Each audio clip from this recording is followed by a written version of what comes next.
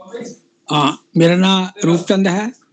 मैं तकरीबन trade union में काम करता रहा हूँ और 2008 के बाद नेचर सेंटर पीपल मूवमेंट से पूरी तरह जुड़ा हूँ और इनकी विचारधारा के साथ ही चल रहा हूँ। हमारे सीनियर साथी जो हैं वो सज्जन कुमार, सुखदेव जी और घनश्याम वगैरह हैं, इनको फॉलो करते हैं।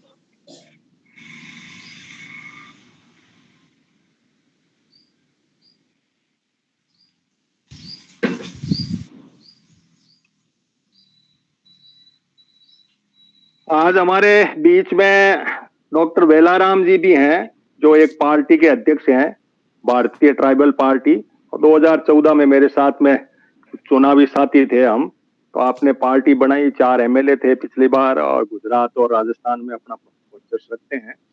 तो वो भी हैं, तो ये भी हमारे लिए एक खुशी की बात है कि हम आज एक ऐसे टॉपिक को डिस्कस कर रहे हैं जो आज की नीड है।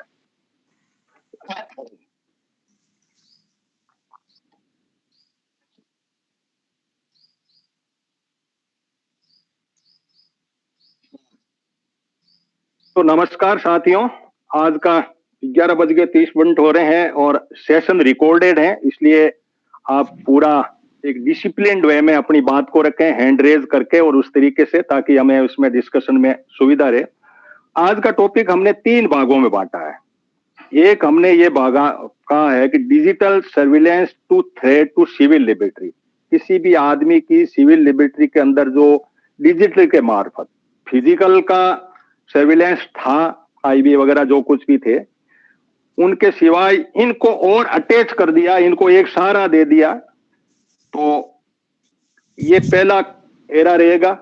एक दूसरी बात हम ये भी जोड़ना चाह रहे हैं कि एआई के साथ में यदि ब्लॉकचेन को जोड़ दिया जाए, जो कि हमारी डिजिटल करेंसी को गवर्न करती है, और उसके अंदर माइनिंग होकर के, और दुनिया के अंदर वर्ल्ड इकोनॉमिक फोरम के अंदर भी ये बात आई है कि डिजिटल करेंसी को हम जो है एंटर कर रहे हैं।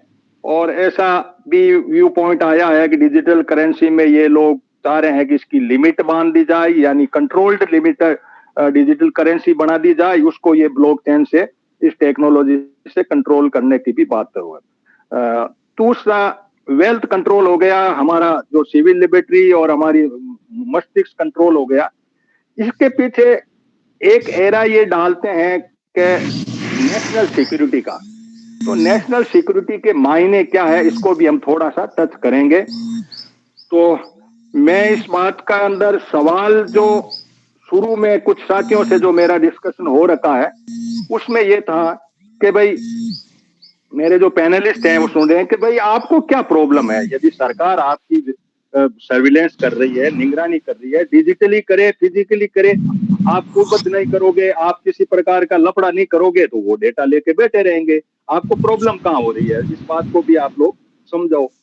अब एक तरफ हमारा संविधान है जिसमें कहता है कि हमारी राइट टू प्राइवेसी है, हम कुछ कर सकते हैं। इन सब बातों को यदि देखते हैं तो क्या वाकई सरकार के पास में इतने पावर हैं कि वो किसी का भी अपना डेटा अपने पास में रखे और अपनी एआई और जो दूसरा जो है फिजिकल सर्विलेंस का ढांचा उनको दे दे, और वो उसको यूज करे या मिस यूज करे, हमें तो पता ही नहीं रहता।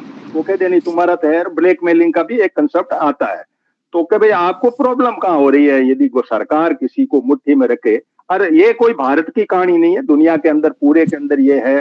जितने भी ये जो डिक्टेटरशिप की तरफ बढ़ने वाले लोग, और इसमें ये कुछ आ चुके हैं। एक मुझे एक साथी मिला, उसने कहा कि हमने आज 1000 फोन के ऊपर एक्सपेरिमेंट किया। मैंने कहा क्या किया? कि हमने उनको लिंक किया, 1000 फोन के ऊपर मैसेज भेजा, तुरंत उनके डेटा गायब कर दिए, और वो हमारा 100% सक्सेस गया। ये हमारी टेक्नोलॉजी हो गई। तो वो बड़े कॉन्फिडेंशियल मैटर है, इसलिए मैं उसको ज्यादा यहाँ नहीं ला रहा हूँ। लेकिन ये बात मेरे आई तो मैंने कहा यार ये तो फिर आपके बेटे बेटे भी, जैसे भीमा कोरेगांव के अंदर बात आई तो वहां से आपके उसका ईमेल आ गया, अमेरिका ने कह दिया ये फॉल्स है। फिर ये डीप फेक का मैटर भी इसके साथ में जुड़ता है। इन सब बातों को बड़े संक्षेप में करें तो जशनप्रीत से मेरा ये रहेगा कि आप अपनी बात को 15-16 मिनट या 20 मिनट के आसपास सम अप कर दें, टॉपिक वाइज कर दें। फिर थोड़ा सा यदि कोई हैंड रेज करेगा तो बीच में आपसे कोई लेंगे, वरना फिर बाद में मैं रूपचंद जी को लूं। फिर हमारा ओपन सेशन रहेगा कि हम इन बातों को कैसे करें। कोशिश ये करें संक्षेप में रखें, क्योंकि हम 100 मिनट से बाहर हम रिकॉर्ड भी नहीं करते, लोगों के पास भेजते भी नहीं, बड़ा टाइम बाउंड हमारा सेशन रहता है हर संडे को। तो ओवर टू जसनप्रीत। जी, आप सबको नमस्कार। तो सबसे पहले मैं बात करूंगा थोड़ा फिलॉसफी में जाते हैं सबसे पहले, कि ज्यादातर जब हम साइंस टेक्नोलॉजी की बात करते हैं तो हम साइंस और टेक्नोलॉजी को एक ही साथ ले लेते हैं, लेकिन अगर आप फिलॉसफी में जाओ तो साइंस और टेक्नोलॉजी जो है ये दोनों बहुत अलग अलग चीजें हैं, क्योंकि आज का जो टॉपिक है वो हमारा है ही यही कि साइंस और टेक्नोलॉजी का जो दुरुपयोग हो रहा है। तो सबसे पहले हमको ये समझने की जरूरत है कि साइंस क्या है और टेक्नोलॉजी क्या है। साइंस जो है, साइंस का मतलब ये है कि हम कोई जो नया ज्ञान है, कोई नया नॉलेज है, उसको गेन करें। किसके थ्रू?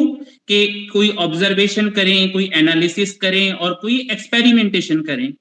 ऑब्जर्वेशन, एनालिसिस और एक्सपेरिमेंटेशन के थ्रू हम कोई ऐसा ज्ञान जो है इकट्ठा करें कि जो जिसके बारे में अभी हमको नहीं पता, वो जो है उसको हम साइंस बोलते हैं।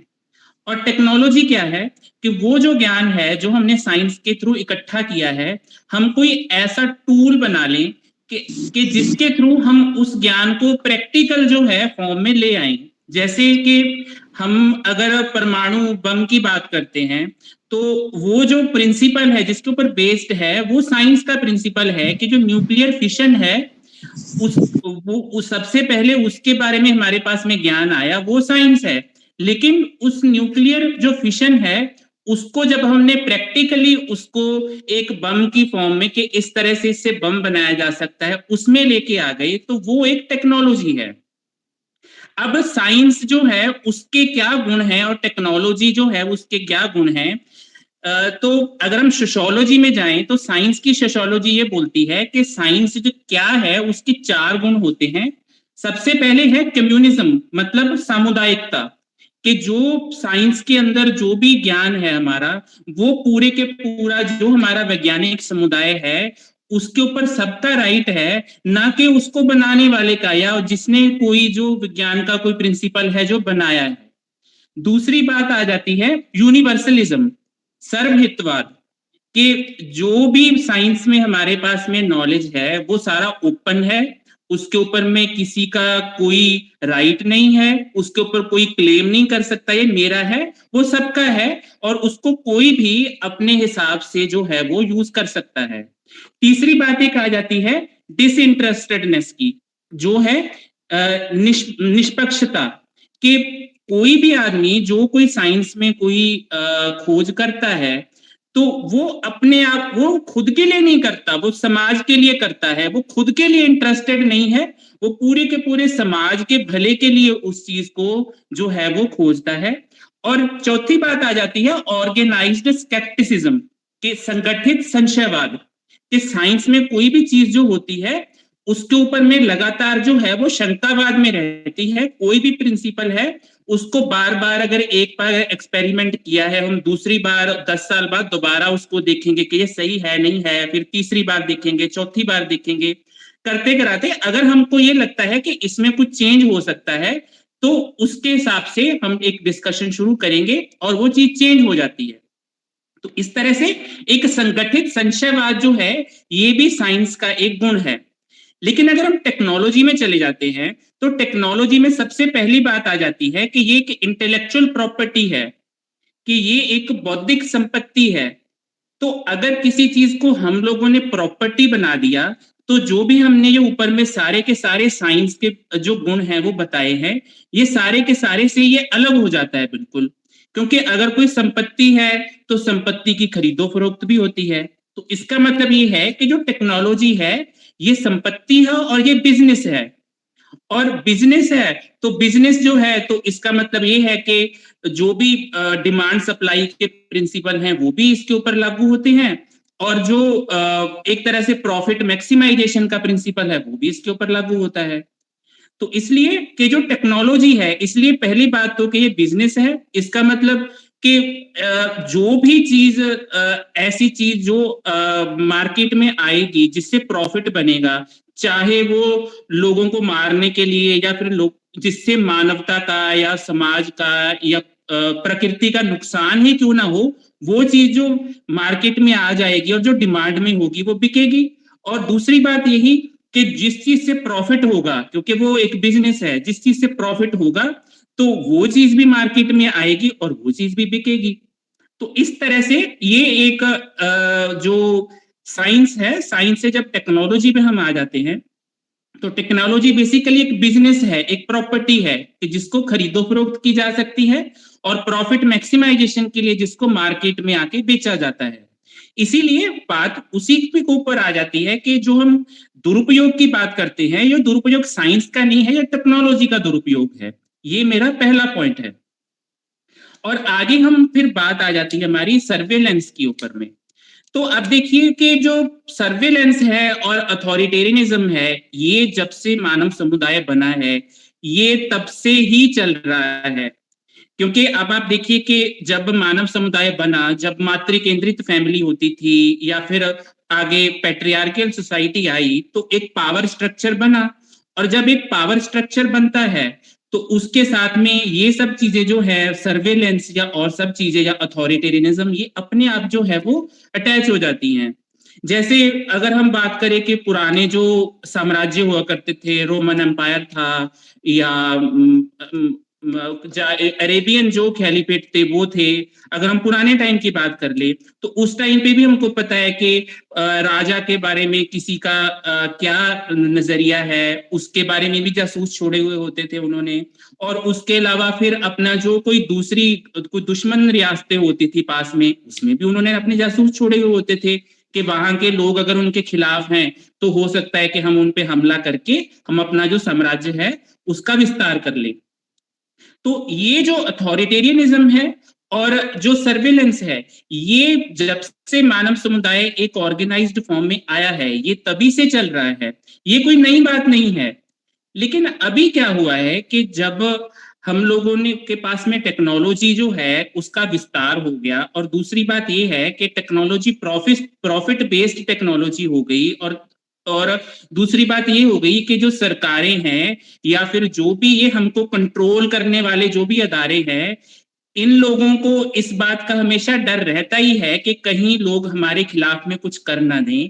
इसी चीज को आगे जाते हुए ये चीज आ गई कि हम कुछ ऐसे टूल बनाएं, जो भी टेक्नोलॉजी आई, कि जिससे हमको अपना जो भी हम लोगों ने एक सिस्टम क्रिएट किया हुआ है या जो भी हमारा एक पावर स्ट्रक्चर हमने क्रिएट किया हुआ है, हम इसको मेंटेन करने के लिए उसको यूज करें।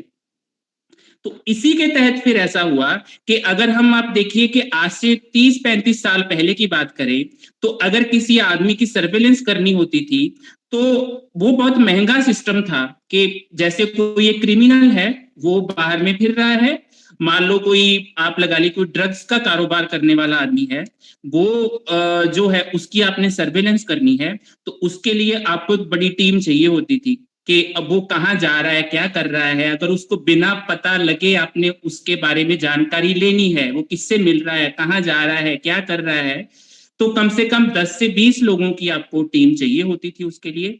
और वो जो टीम थी, अब देखिए कि उसको 24 घंटे अगर आपने सर्वेलेंस करनी है उसकी, तो ये कितना महंगा काम होगा। तो ये जो इसलिए जो ये सर्वेलेंस जो एक आप लगा लिए ट्रेडिशनल सर्वेलेंस होती थी कि जो फिजिकली हम किसी की सर्वेलेंस करते थे, तो ये बहुत ही ज्यादा महंगा सिस्टम होता था। इसीलिए ये बहुत ही लिमिटेड स्कोप में किया जा सकता था। जैसे फॉर एग्जांपल अगर हम बात करें कि इंदिरा गांधी के टाइम की भी हम बात करते हैं या फिर उसके बारे में सुनते हैं कि उस टाइम पे इमरजेंसी में ये हुआ वो हुआ, तो बात यही है कि उस टाइम पे जो आपके कोई धुर विरोधी होते थे, जो आपके कोई धुर पॉलिटिकल विरोधी होते थे, उनकी सर्वेलेंस होती थी। लेकिन उसका स्कोप बहुत लिमिटेड था कि आप 100 आदमी की कर सकते हो, 200 की कर सकते हो, 300 की कर सकते हो, 1000 की कर सकते हो, 5000, 10,000। एक पॉइंट फिर ऐसा आ जाता था कि अगर आप और ज्यादा लोगों को सर्वेलेंस में लेते हो तो क्या होता था कि उसका जो बजट था वही इतना हो जाता था कि वो फिजिबल ही नहीं रहता था कि आप उसको जो है वो अपने बजट में रह के आप वो सब चीजें वो कर पाओ। इसलिए सर्वेलेंस जो है ये सब होती थी। उसके अलावा अगर आप देखिए कि हम बात करते हैं एक बुक है जॉर्ज ऑरवेल का 1984, तो वो 1940s में आया था कि जब ये जो कम्युनिस्ट स्टेट थे ये बनना शुरू हुए थे दुनिया में, रशिया के बाद में और जगह कम्युनिज्म फैलना शुरू हुआ था। और जो जॉर्ज ऑरवेल था वो एक एंटी कम्युनिस्ट था और उसने एक हाइपोथेटिकल एक कंट्री के बारे में एक बुक लिखा था और उसमें उन्होंने बोला हुआ था कि जैसे इस तरह से कि हर जगह कैमरे लगे हुए हैं, आप जहां भी जा रहे हो वहां पे आपको देखा जा रहा है और एक एक घंटे के बाद में आपको प्रोपेगेंडा न्यूज चलाए जा रहे हैं। और करते कराते वो एक जो बुक थी उसको एक तरह से ये दिया हुआ था कि वो एक परफेक्ट सर्वेलेंस स्टेट था, जिसको ऑर्वेलियन स्टेट भी बोल दिया जाता था सोशियोलॉजी में, कि वो एक ऑर्वेलियन स्टेट जो था कि जो जॉर्ज ऑरवेल की उस बुक के ऊपर बेस्ड सिस्टम बना हुआ था। लेकिन अगर हम अभी की अभी के उसको संदर्भ में देखते हैं तो उसने तो मे बी ये बोला था कि जो कम्युनिस्ट स्टेट है वो बहुत ज्यादा अथॉरिटेरियन है और इसलिए उन्होंने ये सिस्टम क्रिएट किया ऐसा सर्वेलेंस वाला ताकि लोग हमारे खिलाफ ना जा पाए। लेकिन अभी हम ये देखते हैं कि कम्युनिस्ट कंट्रीज के साथ साथ जो कैपिटलिस्ट कंट्री हैं उनमें भी सेम हालत हो गई है और शायद उससे भी ज्यादा जो सर्विलेंस है वो जो कैपिटलिस्ट कंट्री है या जो वेस्टर्न कंट्री है उनमें हो रही है एज कंपेयर टू चाइना या फिर जो और कम्युनिस्ट कंट्री है उनके। तो अब ये जो अब सर्विलेंस के बारे में हमने जब बात कर ली तो इसमें फिर आ जाता है बात कि जो सबसे पहली बात आती है सर्विलेंस की जब बात आती है तो वो आती है नेशनल सिक्योरिटी के बारे में। तो नेशनल सिक्योरिटी देखिए कि अगर आप इसको आप लगाइए कि जियोपॉलिटिक्स के बेसिस पे अगर आप नेशनल सिक्योरिटी की बात करते हो तो उसके दो एस्पेक्ट हैं। पहली बात तो ये है कि क्रॉस बॉर्डर सिक्योरिटी और दूसरी बात ये है इंटरनल सिक्योरिटी। तो आजकल हम देखते हैं कि बहुत सारी बातें ऐसी आ रही हैं कि हम जो एआई है या फिर जो मॉडर्न टेक्नोलॉजी है उसके थ्रू सर्वेलेंस करके कि हम अपनी जो नेशनल सिक्योरिटी है उसको इम्प्रूव कर रहे हैं। इस तरह की बातें जो सरकारें हैं, भारत सरकार है या दूसरी सरकारें हैं, वो सब बातें करती हैं। लेकिन अगर हम इनका संदर्भ देखते हैं कि जैसे पहले अगर हम पहले संदर्भ में हम इंटरनल सिक्योरिटी के बारे में बात करते हैं कि जो भारत के अंदर की सिक्योरिटी की बात है तो उसमें बात फिर यही आती है कि इंटरनल सिक्योरिटी का जो सबसे बड़ा पैरामीटर है वो यही है कि अगर हम हमारा जो फेडरल स्ट्रक्चर है हम उसको मजबूत करते हैं तो उसके बाद जो हमको इतना ज्यादा हम लोग रिसोर्स लगा रहे हैं इंटरनल सिक्योरिटी पे उनकी हमको जरूरत ही नहीं है। आप देखिए कि आजादी के बाद में हमारे यहाँ बहुत सारी जो सेपरेटिस्ट मूवमेंट है, अगर हम इंडिया की बात करते हैं तो आई, लेकिन जो एक सस्टेनेबल सोल्यूशन जो है वो उन्हीं प्रॉब्लम्स का हुआ जिनको हम लोगों ने पॉलिटिकल राइट्स देके सॉल्व किया। फॉर एग्जांपल अगर हम नॉर्थ ईस्ट में जो मिलिटेंसी मूवमेंट उठी थी 70s में 80s में तो वो कैसे खत्म हुई? हम लोगों ने जो नॉर्थ ईस्ट की स्टेट्स हैं उनको हम लोगों ने आर्टिकल 371 के डिफरेंट जो क्लॉज देके उनके जो शंका थी या फिर जो भी उनकी प्रॉब्लम थी कि हमारा जो कल्चर खत्म हो जाएगा या हमारी लैंग्वेज खत्म हो जाएगी या हम बहुत लिमिटेड हम थोड़े ग्रुप है या फिर थोड़े कबीले हैं हमारे कि जिनको इनसिक्योरिटी थी इस चीज से कि बाहर के लोग आके हमारी रिसोर्सेज के ऊपर कब्जा कर लेंगे। तो इस तरह करके हम लोगों ने उनको जो उनके शंका थी वो दूर किया और वो प्रॉब्लम ठीक हो गई। तो बात यही है कि अगर हम हमारी इंटरनल सिक्योरिटी को जो इंटरनल हमारी इंडिया की सिक्योरिटी है उसको अगर हम इंप्रूव करना चाहते हैं तो इसमें सबसे पहली बात यही है कि सर्वेलेंस उसका कोई सोल्यूशन नहीं है। सर्वेलेंस के थ्रू हम ये जरूर जान सकते हैं कि लोगों को प्रॉब्लम क्या है, लेकिन आप उसका सोल्यूशन नहीं ढूंढ सकते। सोल्यूशन यही है कि आप सर्वेलेंस के थ्रू या डायलॉग के थ्रू आप लोगों से बात करें, जो भी उनकी शंकाएं हैं या जो भी उनके डर हैं उनके बारे में आप पूछें, बात करें और उसके बाद में आप उनका सोल्यूशन करें। जैसे आप लोगों ने बहुत सारी जो प्रॉब्लम है उनका सोल्यूशन किया है। ऐसा नहीं है कि आजादी के बाद में हमने कोई जो पॉलिटिकल प्रॉब्लम है वो सॉल्व भी नहीं की। तो लेकिन बात यही है कि इस तरह का अगर कोई एक ग्रुप है, कोई सोशल ग्रुप है, कोई रिलीजियस माइनॉरिटी है, कोई कल्चरल माइनॉरिटी है, अगर वो उसके मन में कोई ना कोई एक तरह से डिससेटिस्फेक्शन है सिस्टम के लिए या कंट्री के लिए, तो उसका जो सोल्यूशन है वो यही है कि उसके साथ डायलॉग करके उस प्रॉब्लम को सॉल्व किया जाए।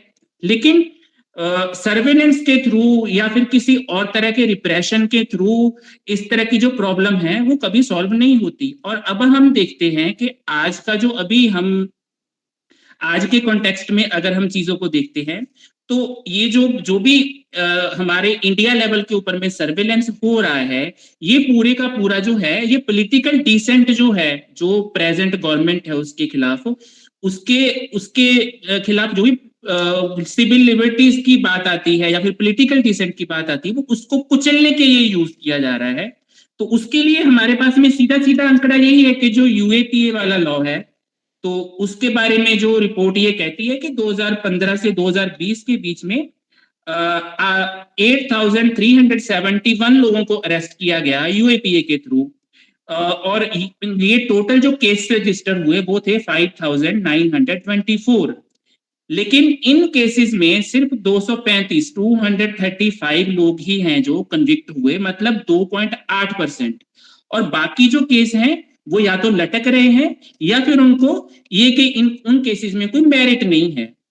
तो अब बात यही है कि इतने सारे मुकदमे जो हैं जब ये होते हैं, वैसे हम बहुत सारी बातें करते हैं कि हमारा टैक्स पेयर्स का जो पैसा है वो जाया हो रहा है या उसकी वेस्टेज हो रही है, तो ये इतने सारे केस जो हैं जो लोगों के ऊपर में दायर किए जा रहे हैं उनको हैरास करने के लिए जस्ट, तो इनके ऊपर जो है जो पैसा खर्च हो रहा है सरकार का, वो क्या टैक्स का पैसा नहीं है?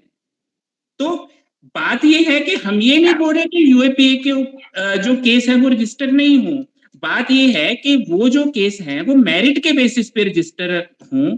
अगर उसमें कोई मेरिट ही नहीं है तो फिर उसमें जो मैं थोड़ा सा टाइम मैनेज करने के लिए मैं थोड़ा इंटरवेन करके 2 मिनट और आपसे इस बात के लिए भी सुनना चाहूंगा कि जब हम डिजिटल करेंसी की बात करते हैं और ब्लॉकचेन की टेक्नोलॉजी एंटर हो जाती है जी, तो क्या हमारे सर्विलेंस में हमारे शरीर को, नेशनल सिक्योरिटी के तहत हमारे माइंड को सब हाईजैक हो गया, लेकिन हम वेल्थ यदि कंट्रोल हो जाती है तो आदमी इसके बारे में क्या सोचे? क्या इसके बाद में मैं इनको रिफाइन वे में रूपचंद जी को टच कराऊंगा 10 मिनट के लिए। तो ये जो एआई का मामला तो आ गया कि हमारी डिजिटल के अंदर 2 सवाल बनते हैं। एक तो ये बनता है कि डिजिटल में जो भी ये जो आपके फिजिकल सर्विस करने वाले लोग थे, आईबी वगैरह लोग थे, तो इनको हथियार मिल गया, उन्होंने तुरंत प्रभाव से लोगों के सब डेटा ले लिए, अपने पास में रख लिए। उसका डेटा हमें तो पता लगता नहीं, जैसे उसके फोन, उसके मोबाइल में ये घुसा के वो प्रधानमंत्री को मारना चाह रहा, जबकि वो झूठा था, लेकिन इन्होंने नहीं बताया कि ये झूठा है। यानी डिजिटल वर्ल्ड जुड़ते ही जो निगरानी हुई उसका मिसयूज आदमी ने किया। पहला तो ये गड़बड़ हुई एआई में। दूसरा, यदि डिजिटल के तहत, यदि ब्लॉकचेन के तहत हमारे धन को कब्जे कर लेगा तो वहां कहां पहुंच पाएंगे?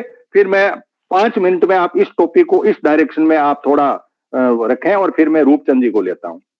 जी जी, तो इसमें सर ये बात हो जाती है कि जैसे डेटा की बात हम करते हैं कि जो डिजिटली हम लोगों का डेटा गवर्नमेंट के पास आ जाता है, जैसे हमारा आधार कार्ड का डेटा हो गया या फिर हमारा और पैन कार्ड वगैरह सब उन्होंने लिंक कर दिए। तो इसमें एक चीज तो चलो ये बात आ जाती है कि अगर हम कोई क्रिमिनल है, अगर उनको कहीं पे कोई मान लो फिंगरप्रिंट या और कुछ मिल गया तो उसके थ्रू इनके पास में एक डेटाबेस बन गया है जिसके थ्रू वो इसको बहुत आसानी से जो है वो उसको पहचान पाते हैं। लेकिन इसकी एक चीज और भी है जो हमने इससे पहले एस्पेक्ट देखा है, ये कि जैसे प्रॉपर्टी की बात कर ली या और सारी चीजों की बात कर ली, तो आप सोचिए कि इसमें गवर्नमेंट के ऊपर में सारे का इसका मतलब ये कि हम गवर्नमेंट के ऊपर डिपेंडेंट हो गए हैं कि गवर्नमेंट को क्या ठीक लगता है वो ठीक है और गवर्नमेंट को जो गलत लगता है वो गलत हो जाता है। जैसे हमारा डेटा उनके पास में आ गया, बिल्कुल ठीक है। अब बात यही है कि जैसे बैंक है, बैंक के पास हम लोगों ने चीजें रख दी हैं तो इसका मतलब ये है कि हमको ट्रस्ट है बैंक के ऊपर। वैसे ये चीज गवर्नमेंट के ऊपर आ जाती है कि गवर्नमेंट को हम लोगों ने डाटा दे दिया, हमको गवर्नमेंट के ऊपर ट्रस्ट है, ठीक है उसने ले लिया, लेकिन अब वो आगे मिसयूज होगा या नहीं होगा इस बात की गारंटी किसी के पास नहीं है। ठीक है। तो अब इसमें ये चीज हो जाती है, जैसे कि हम लोगों ने इससे पहले जो हमारा डाटा है, हमारा डाटा जो गवर्नमेंट के पास है, उसको हमारे ही खिलाफ यूज किया जा सकता है। जैसे अगर हम ये भीमा कोरेगांव वाला केस देखते हैं, तो उसमें ये चीज आई है कि उनको एक स्पाईवेयर जो है वो भेजा गया ईमेल के थ्रू, और ऑब्वियसली हम लोग बहुत सारी ऐसे होते हैं कि जो गलती से उसको क्लिक कर लेते हैं। अब गलती से वो क्लिक हो गया, क्लिक होके वो स्पाईवेयर अंदर चला गया। अब उस स्पाईवेयर के थ्रू आप उस लैपटॉप में कुछ भी प्लांट कर सकते हैं। और ये बात आई है कि जो एक डिजिटल लैब थी यूएसए की, उसने बोला हुआ है कि भीमा कोरेगांव केस में जो ये डाटा था ये प्लांट किया गया था। अब सोचिए कि बाकी सारा डाटा गवर्नमेंट के पास है ही, तो अगर हमारे फिंगरप्रिंट उनके पास में है, तो वो फिंगरप्रिंट एआई या किसी टेक्नोलॉजी के थ्रू बना के वो फिजिकली कहीं पे प्लांट क्यों नहीं किए जा सकते? बिल्कुल किए जा सकते हैं। तो मैं कहीं और बैठा हूँ और मेरे जो फिंगरप्रिंट हैं वो कहीं पे और जो उन्होंने दिखा दिए, और इस हिसाब से जो है जो सारी की सारी चीजें हैं ये मेरे खिलाफ हो गई। अब बात उसी चीज पे आती है कि गवर्नमेंट जो है, अगर गवर्नमेंट हर बात पॉलिटिकल एस्पेक्ट से सोचती है, गवर्नमेंट जो है वो लोगों के हित की बात नहीं कर रही, गवर्नमेंट सिर्फ इस बात के ऊपर में कंसंट्रेट कर रही है कि जो मैं पावर में हूं, मैं अपनी पावर को कैसे मेंटेन करूं, और अभी अगर मैं मेरी सरकार है तो 5 साल आगे मेरी सरकार कैसे बने, और उस चीज के लिए अगर वो कोई 20,000 30,000 40,000 लोगों की बलि ले भी लेती है तो उसको कोई फर्क नहीं पड़ता। और दूसरी बात फिर ये हो जाती है कि नेशनल सिक्योरिटी का मुद्दा जो एक बना दिया जाता है, ये एक इमोशनल मुद्दा बन जाता है। और इस इमोशनल मुद्दे के बेसिस पे कोई मान लो वीडियो वगैरह आ गए, जो कोई एडिटेड वीडियो आ गए, या फिर कोई डीप फेक वीडियो आ गए, या और कोई आ गया, इस तरह की चीजें करके ब्लॉकचेन के मार्फत वेल्थ का कंट्रोल कितना पॉसिबल है? दो मिनट में अपनी बात को रखो, फिर रूपचंद जी, टाइम मैनेज भी करना, काफी एक्सपर्ट लोग भी जुड़े हुए हैं। जी जी जी। वेल्थ को हम कब्जे कर सकते हैं किसी आदमी का, यदि ये ब्लॉकचेन की आती है और डिजिटल करेंसी पूरी वर्ल्ड में होने जा रही है, तो वेल्थ क्रिएट हो जाएगा, हमारा शरीर का राज हो जाएगा, सारे हम कब्जे में हो जाएंगे। तो क्या वेल्थ क्रिएट हो जाएगी?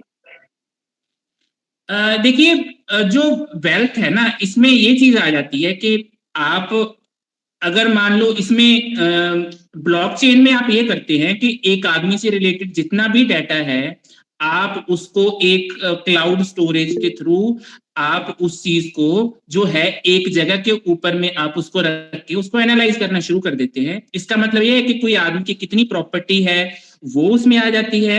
अगर हम कोई नई प्रॉपर्टी लेते हैं वो उसका एनालिसिस शुरू हो जाता है। दूसरा फिर ये हो जाता है कि हम जो भी ट्रांजैक्शन करते हैं अपने बैंक के थ्रू, चाहे यूपीआई के थ्रू करें, चाहे हम बैंक खाते के थ्रू करें, वो सारे के सारे जो है उसको मॉनिटर करना शुरू कर देते हैं।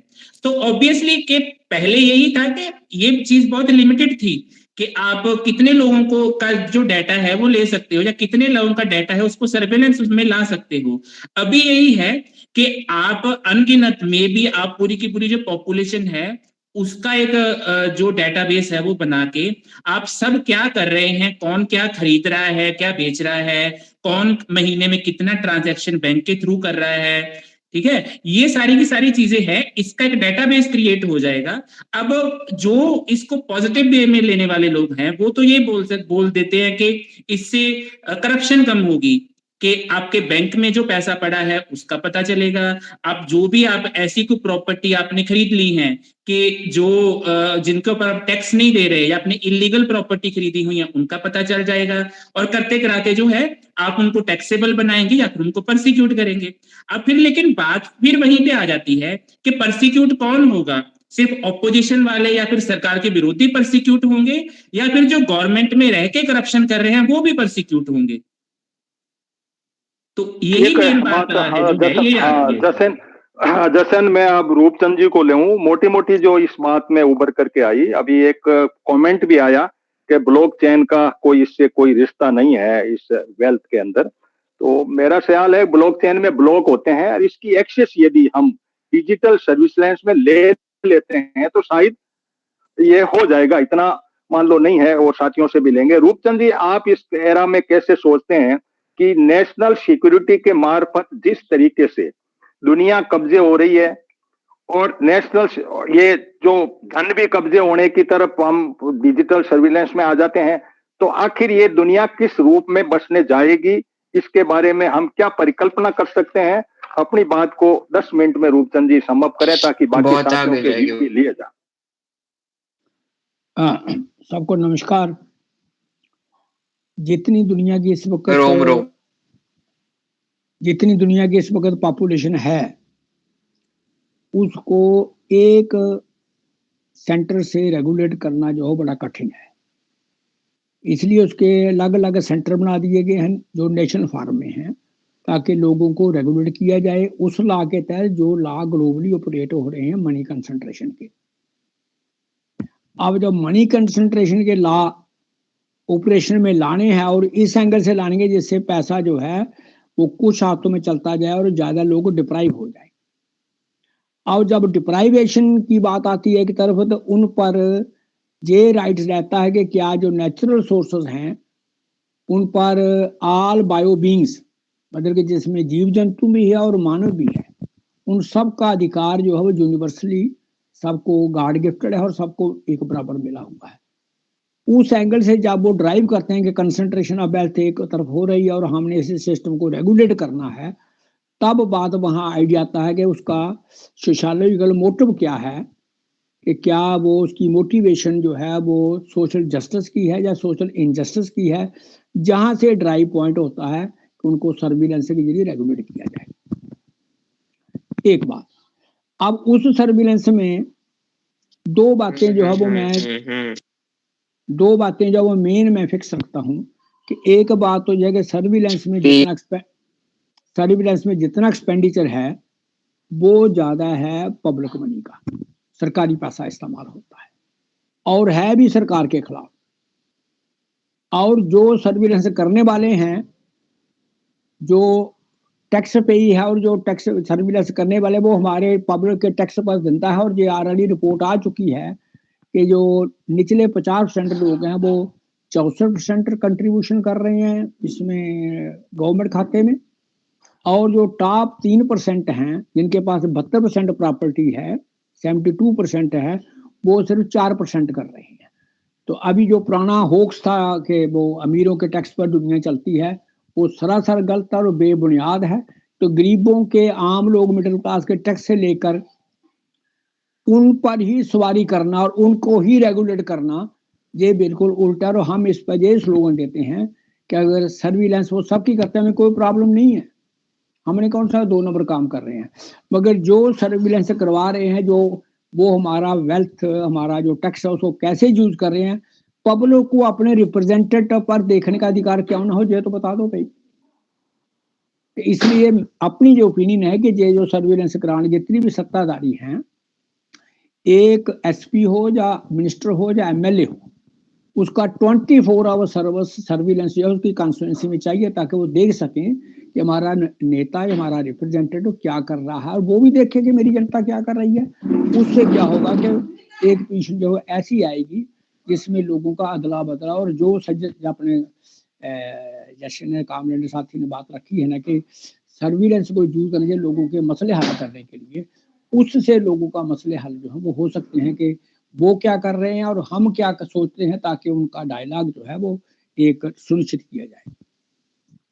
अब जो नेशनल कंसेप्ट का, जो नेशनल सिक्योरिटी का जो इन्होंने वो इमोशनल जो है वो स्लोगन, क्योंकि उनकी नीड है कि राष्ट्रों के जरिए ही लोगों को रेगुलेट किया जा सकता है। एक ग्लोबल इंस्टीट्यूशन, होमोजीनियस बॉडी नहीं बनाई जा सकती, क्योंकि उसमें हिस्टोरिकल डिफरेंसेस वगैरह वगैरह वो उनकी मजबूरी भी है और हमारी उस बैकग्राउंड से चले आ रहे हैं।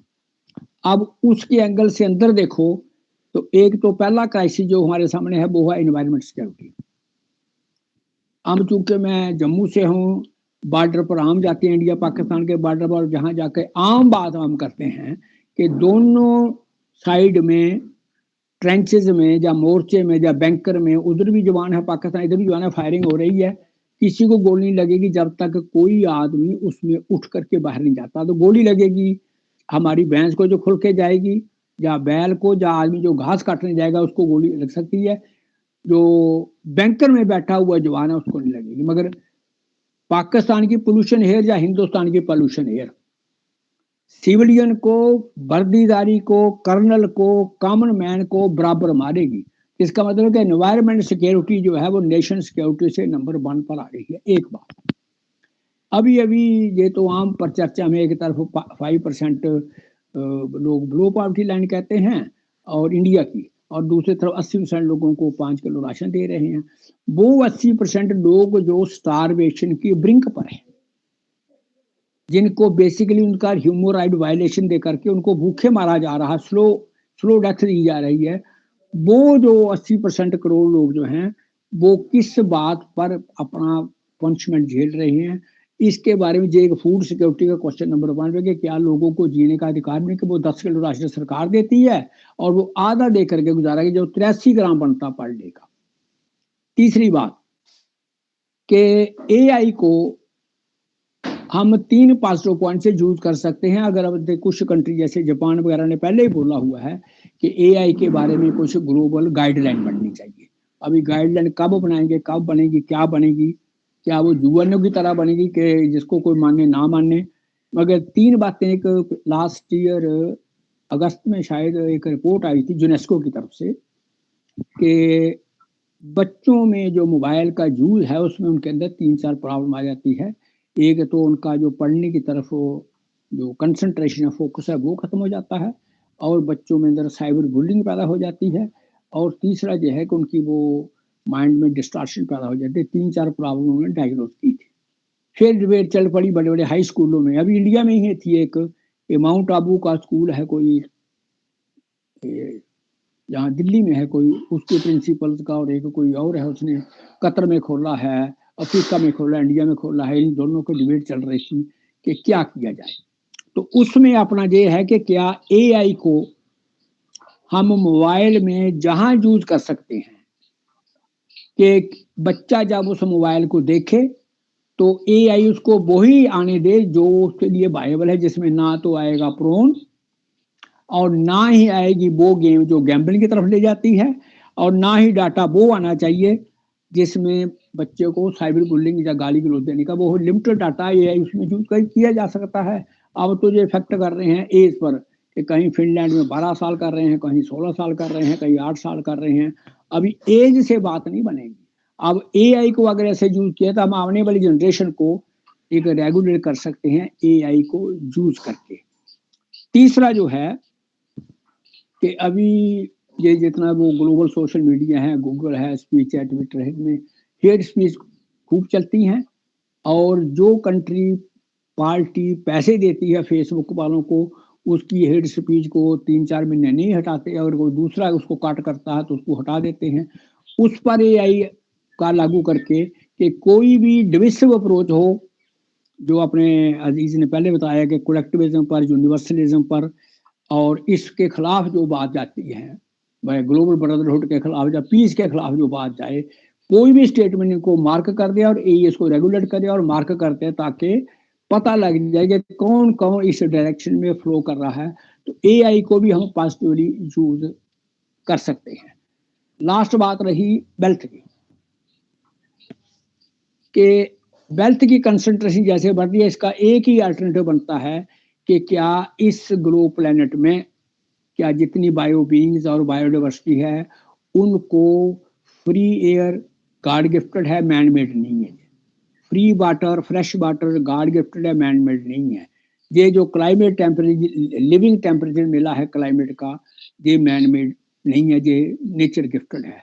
और जितनी इकोलॉजी का सिस्टम बना हुआ है, चाहे वो कार्बन साइकिल है, ऑक्सीजन साइकिल है, वाटर साइकिल है, मैग्नीशियम साइकिल है, दूध, ये सारे साइकिल जो है वो गॉड गिफ्टेड हैं, ये नेचर के बने हुए हैं, ये मैन मेड नहीं है, जिससे लोगों को आप डिप्राइव कर सकते हो। इसलिए कंसंट्रेशन ऑफ वेल्थ का मतलब ये नहीं है कि आप लोगों के फंडामेंटल राइट से ही डिप्राइव कर दो। इसके लिए हमें सोशियोलॉजी का नया मेथड जो प्रो नेचर प्रो ह्यूमन हो, उस वे ऑफ से इसको रिजॉल्व कर सकते हैं। ब्लॉक चेन के बारे में मेरा नॉलेज जो है बिल्कुल जीरो है, मुझे पता ही नहीं कि क्या बात है। रूपचंद जी, आप जो भी बात है, हम जितने भी हैं, फूल कुमार जी आप फ्रांस से जुड़े हुए हैं। मेरे दिमाग में एक सवाल था, मैं वीडियो देख रहा था चाइना जो है वहां ये आपका कोई फेसबुक है, इंस्टाग्राम है, व्हाट्सएप है, ये बिल्कुल नहीं चलाते वो लोग। रूपचंद जी अभी बात उठाई कि भाई एक ऐसा बन जाए आर्टिफिशियल इंटेलिजेंट का पूरा वर्ल्ड के अंदर ये सेटअप हो।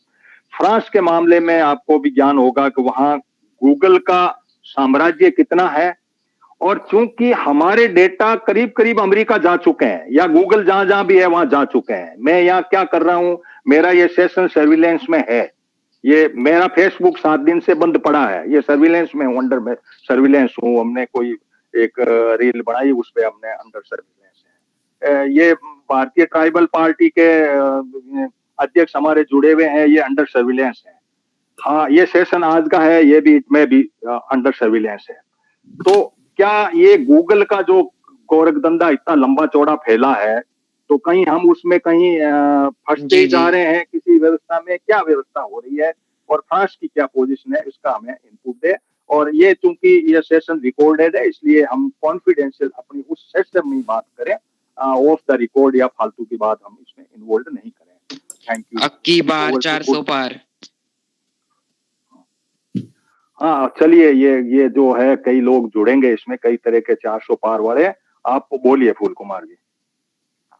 नहीं, एक तो पहले तो ये जो 400 पार वाले हैं इनको फिर नहीं, ये डोंट वरी, आप अपने नहीं, मैं ये नहीं कह रहा, मैं ये कह रहा हूँ कि फिर अपने बात करिए। अरे सर, बात बोल तो लूं। तो पहले तो आप अपने सेशंस पे ही एक फिल्टर लगाइए कि जो आ रहे हैं वो वेरीफाइड होके आ रहे हैं कि नहीं आ रहे हैं। दूसरा ये है कि ब्लॉकचेन जो है ये आई थिंक प्रॉपर्टी डीलिंग जो डिजिटल वर्ल्ड का मैकेनिज्म है उससे रिलेटेड ज्यादा है, क्रिप्टो करेंसी वाला सिस्टम से।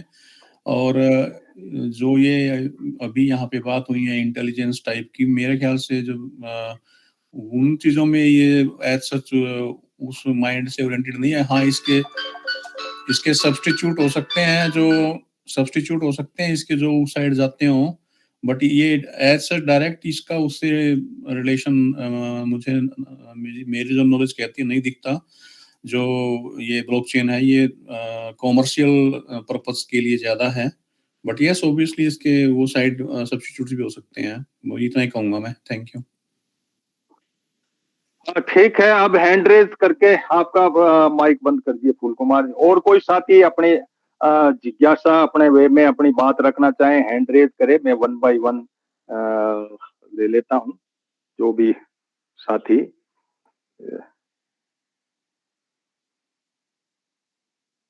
जो कोई अपनी बात को रखे, या मैं 1 बाय 1 अपना नाम पुकारूं। अब की बार 50।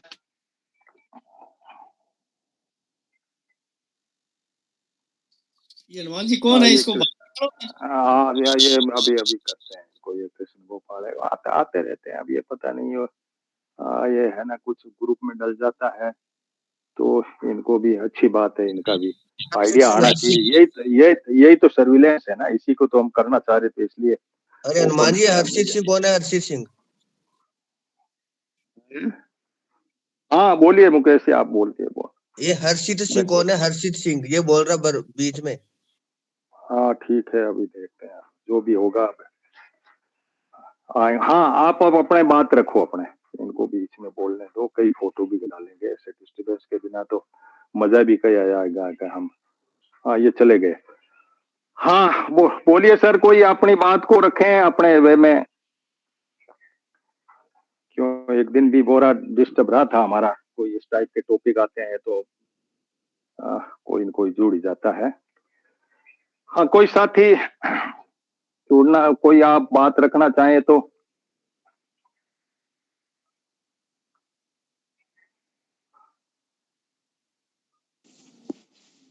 हाँ, बोलना चाह रही है अनीता, कौन है? आप बोलिए, अपनी बात को रखिए।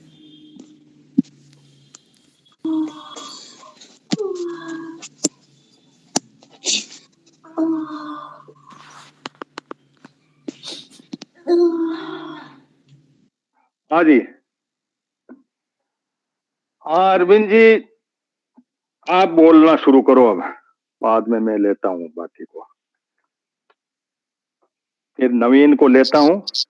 नवीन भाई आप बोलना शुरू करो। आईटी, हाँ हाँ, आप आईटी से है, आप बोलो। हाँ चलेगा, ये थोड़ा बहुत होना भी चाहिए। तो आज का टॉपिक ऐसा है तो उसमें तो मैं ज्यादा बुलाता नहीं हूँ, लेकिन आज कुछ ऐसे लोग ऐसे एंटर हुए हैं, एक दिन और हुए थे, तो यही तो है सर्विलेंस, इसी को तो हम लेकर के चल रहे हैं। हाँ नवीन भाई बोल। सर सुवालाल क्या को लो सोच? ना, सुवालाल जी को लो। हाँ चलो सुवालाल जी, हाँ चलो सुवालाल जी पहले जुड़े नहीं थे। हाँ सुवालाल जी जुड़ गए। सुवालाल जी आप अपना बात रखो। We all are under service, 50 digital पार सर्विलेंस। 400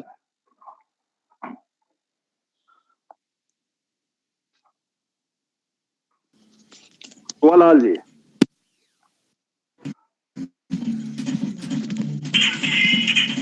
ये बहन के लौड़ो, क्या क्या छोड़ रहे हो, क्या माँ छोड़ रहे हो बहन के लौड़ो। अरे बहन के लौड़ो। हाँ चलो, आज ये मुझे लगता है कि कुल पूरा तैयारी करके आई हुई टीम है। हाँ भाई नवीन तू बोल दे अब, बाकी बात आ गई, अपन ने समझ ली। आज की टीम मुझे हटाते हटाते टाइम लगेगा काफी ऐसे। तो चलो, मैं जो भी डिस्टर्बेंस है मैं नहीं जानता हूँ सबको। नहीं देखिए सर, डिस्टर्बेंस तो ये लोग, आपको पता ही है कि आपकी फेसबुक वगैरह सब चीजें हैं जिन पे नजर है, तो आप हाँ, तो टारगेट हाँ, पे है, या इनके इतनी कोई अब की सीरियस बार लेने वाली 400 बात तो नहीं। पार धरती से हमें बहुत है। हाँ मैं टारगेट पे हूँ, I now it very well. मेरा फेसबुक भी बंद है, इसे मुझे पता है इन बातों का, लेकिन आप अपनी बात को रखो। मैं सर मैं ये इतना ही कहना चाहूंगा कि जो आर्टिफिशियल इंटेलिजेंस की हम बात कर रहे हैं, अरे बहन के आर्टिफिशियल लौड़े, तेरी इंटेलिजेंस, माँ की चुप चुप करो रे मादर चोद बहन चोद, हाँ बोलो। मादर चलो हाँ चोद हाँ बहन चोद। बोलते रहो। हाँ बोलो आप, देखो सर्विलेंस की यही तो बात है ना। हाँ बोलिए नवीन, बोलिए नवीन बोलिए, मैं सफाई कर रहा हूँ, आप बोलिए। हाँ हाँ, नवीन। हाँ भाई नवीन बोल रहे ना। ये नवीन ही तो था जो बकवास कर रहा था चूतिया, ये नवीन ही था, इसी को आउट करो नवीन को। अरे नहीं है भाई, आप क्या बकवास कर रहे हो यार, आपको पता ही नहीं है। हाँ बोल, ऐसा चलता है यार, आज का सेशन ही इस लेवल का है, तभी तो मैं इसी बात को तो बताना चाह रहा था कि हम कहाँ हैं, कैसे है, किस तरह की सर्विलेंस है, किस तरह का हमारा ढांचा है इस देश का। इस बात को नहीं समझते हैं तो फिर हमें क्या, इसका कोई मतलब ही खत्म होता है ना, क्योंकि बाकी तो हमारे टॉपिक बड़े इजी होते हैं। इसलिए कई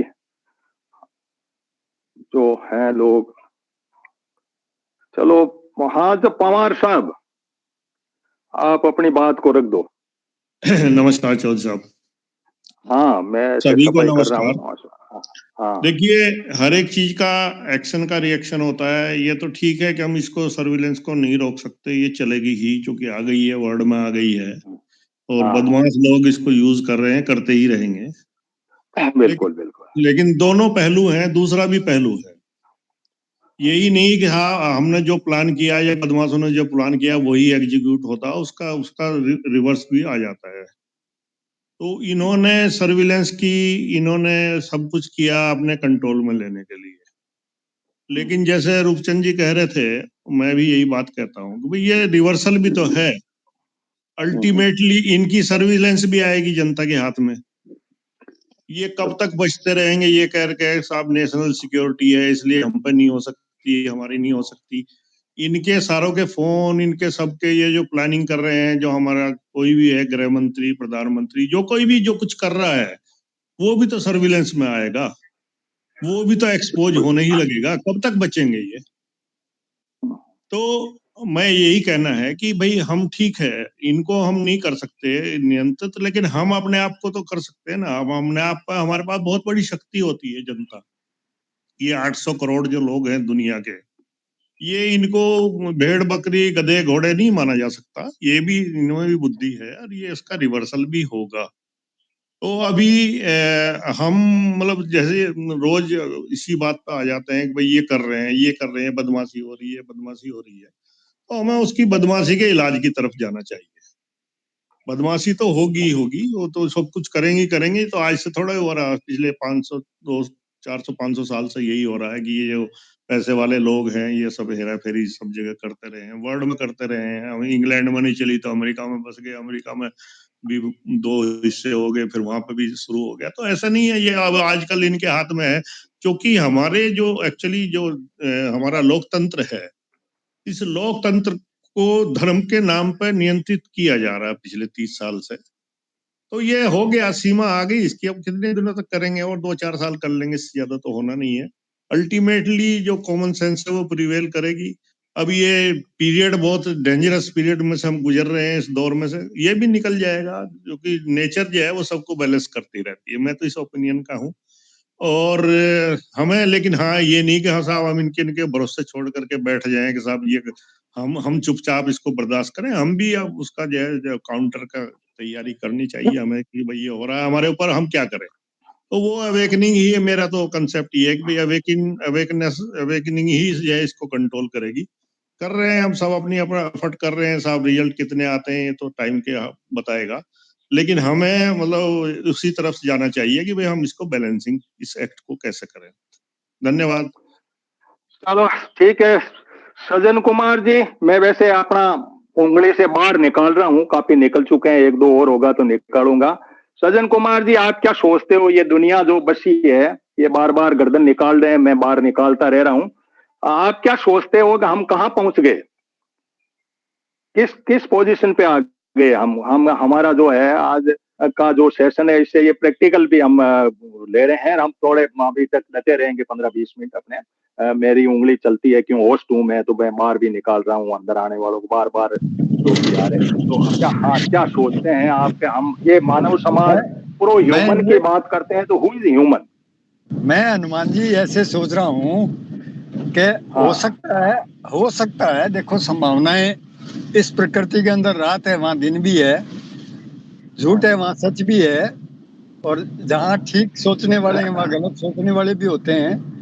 तो ये पर अब देखना ये है कि जो परिस्थिति है वो इतनी नाजुक है, वो ये कह रही है कि नेगेटिव भी हो सकता है और पॉजिटिव भी हो सकता है। उस पॉजिटिव में अगर पॉजिटिव होगा तो बहुत जल्दी भी होगा, क्योंकि टाइम हमें अलाउ नहीं कर रहा है।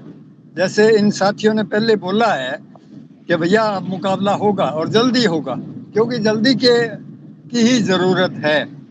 इसलिए अब अगर ऐसा होगा तो ये तो अंतिम भपकियां मार रहे हैं, मूर्खताओं की हद पार कर रहे हैं। जो भी आम जनता के जो नासमझ लोग हैं, उनको ये चालाक लोग, बेईमान लोग, पैसे वाले लोग, कॉरपोरेट दुनिया, ये सारी जो हमें बैकवर्ड रह जाएगा उसको ये हमारे सामने खड़ा करने की कोशिश कर रहे हैं।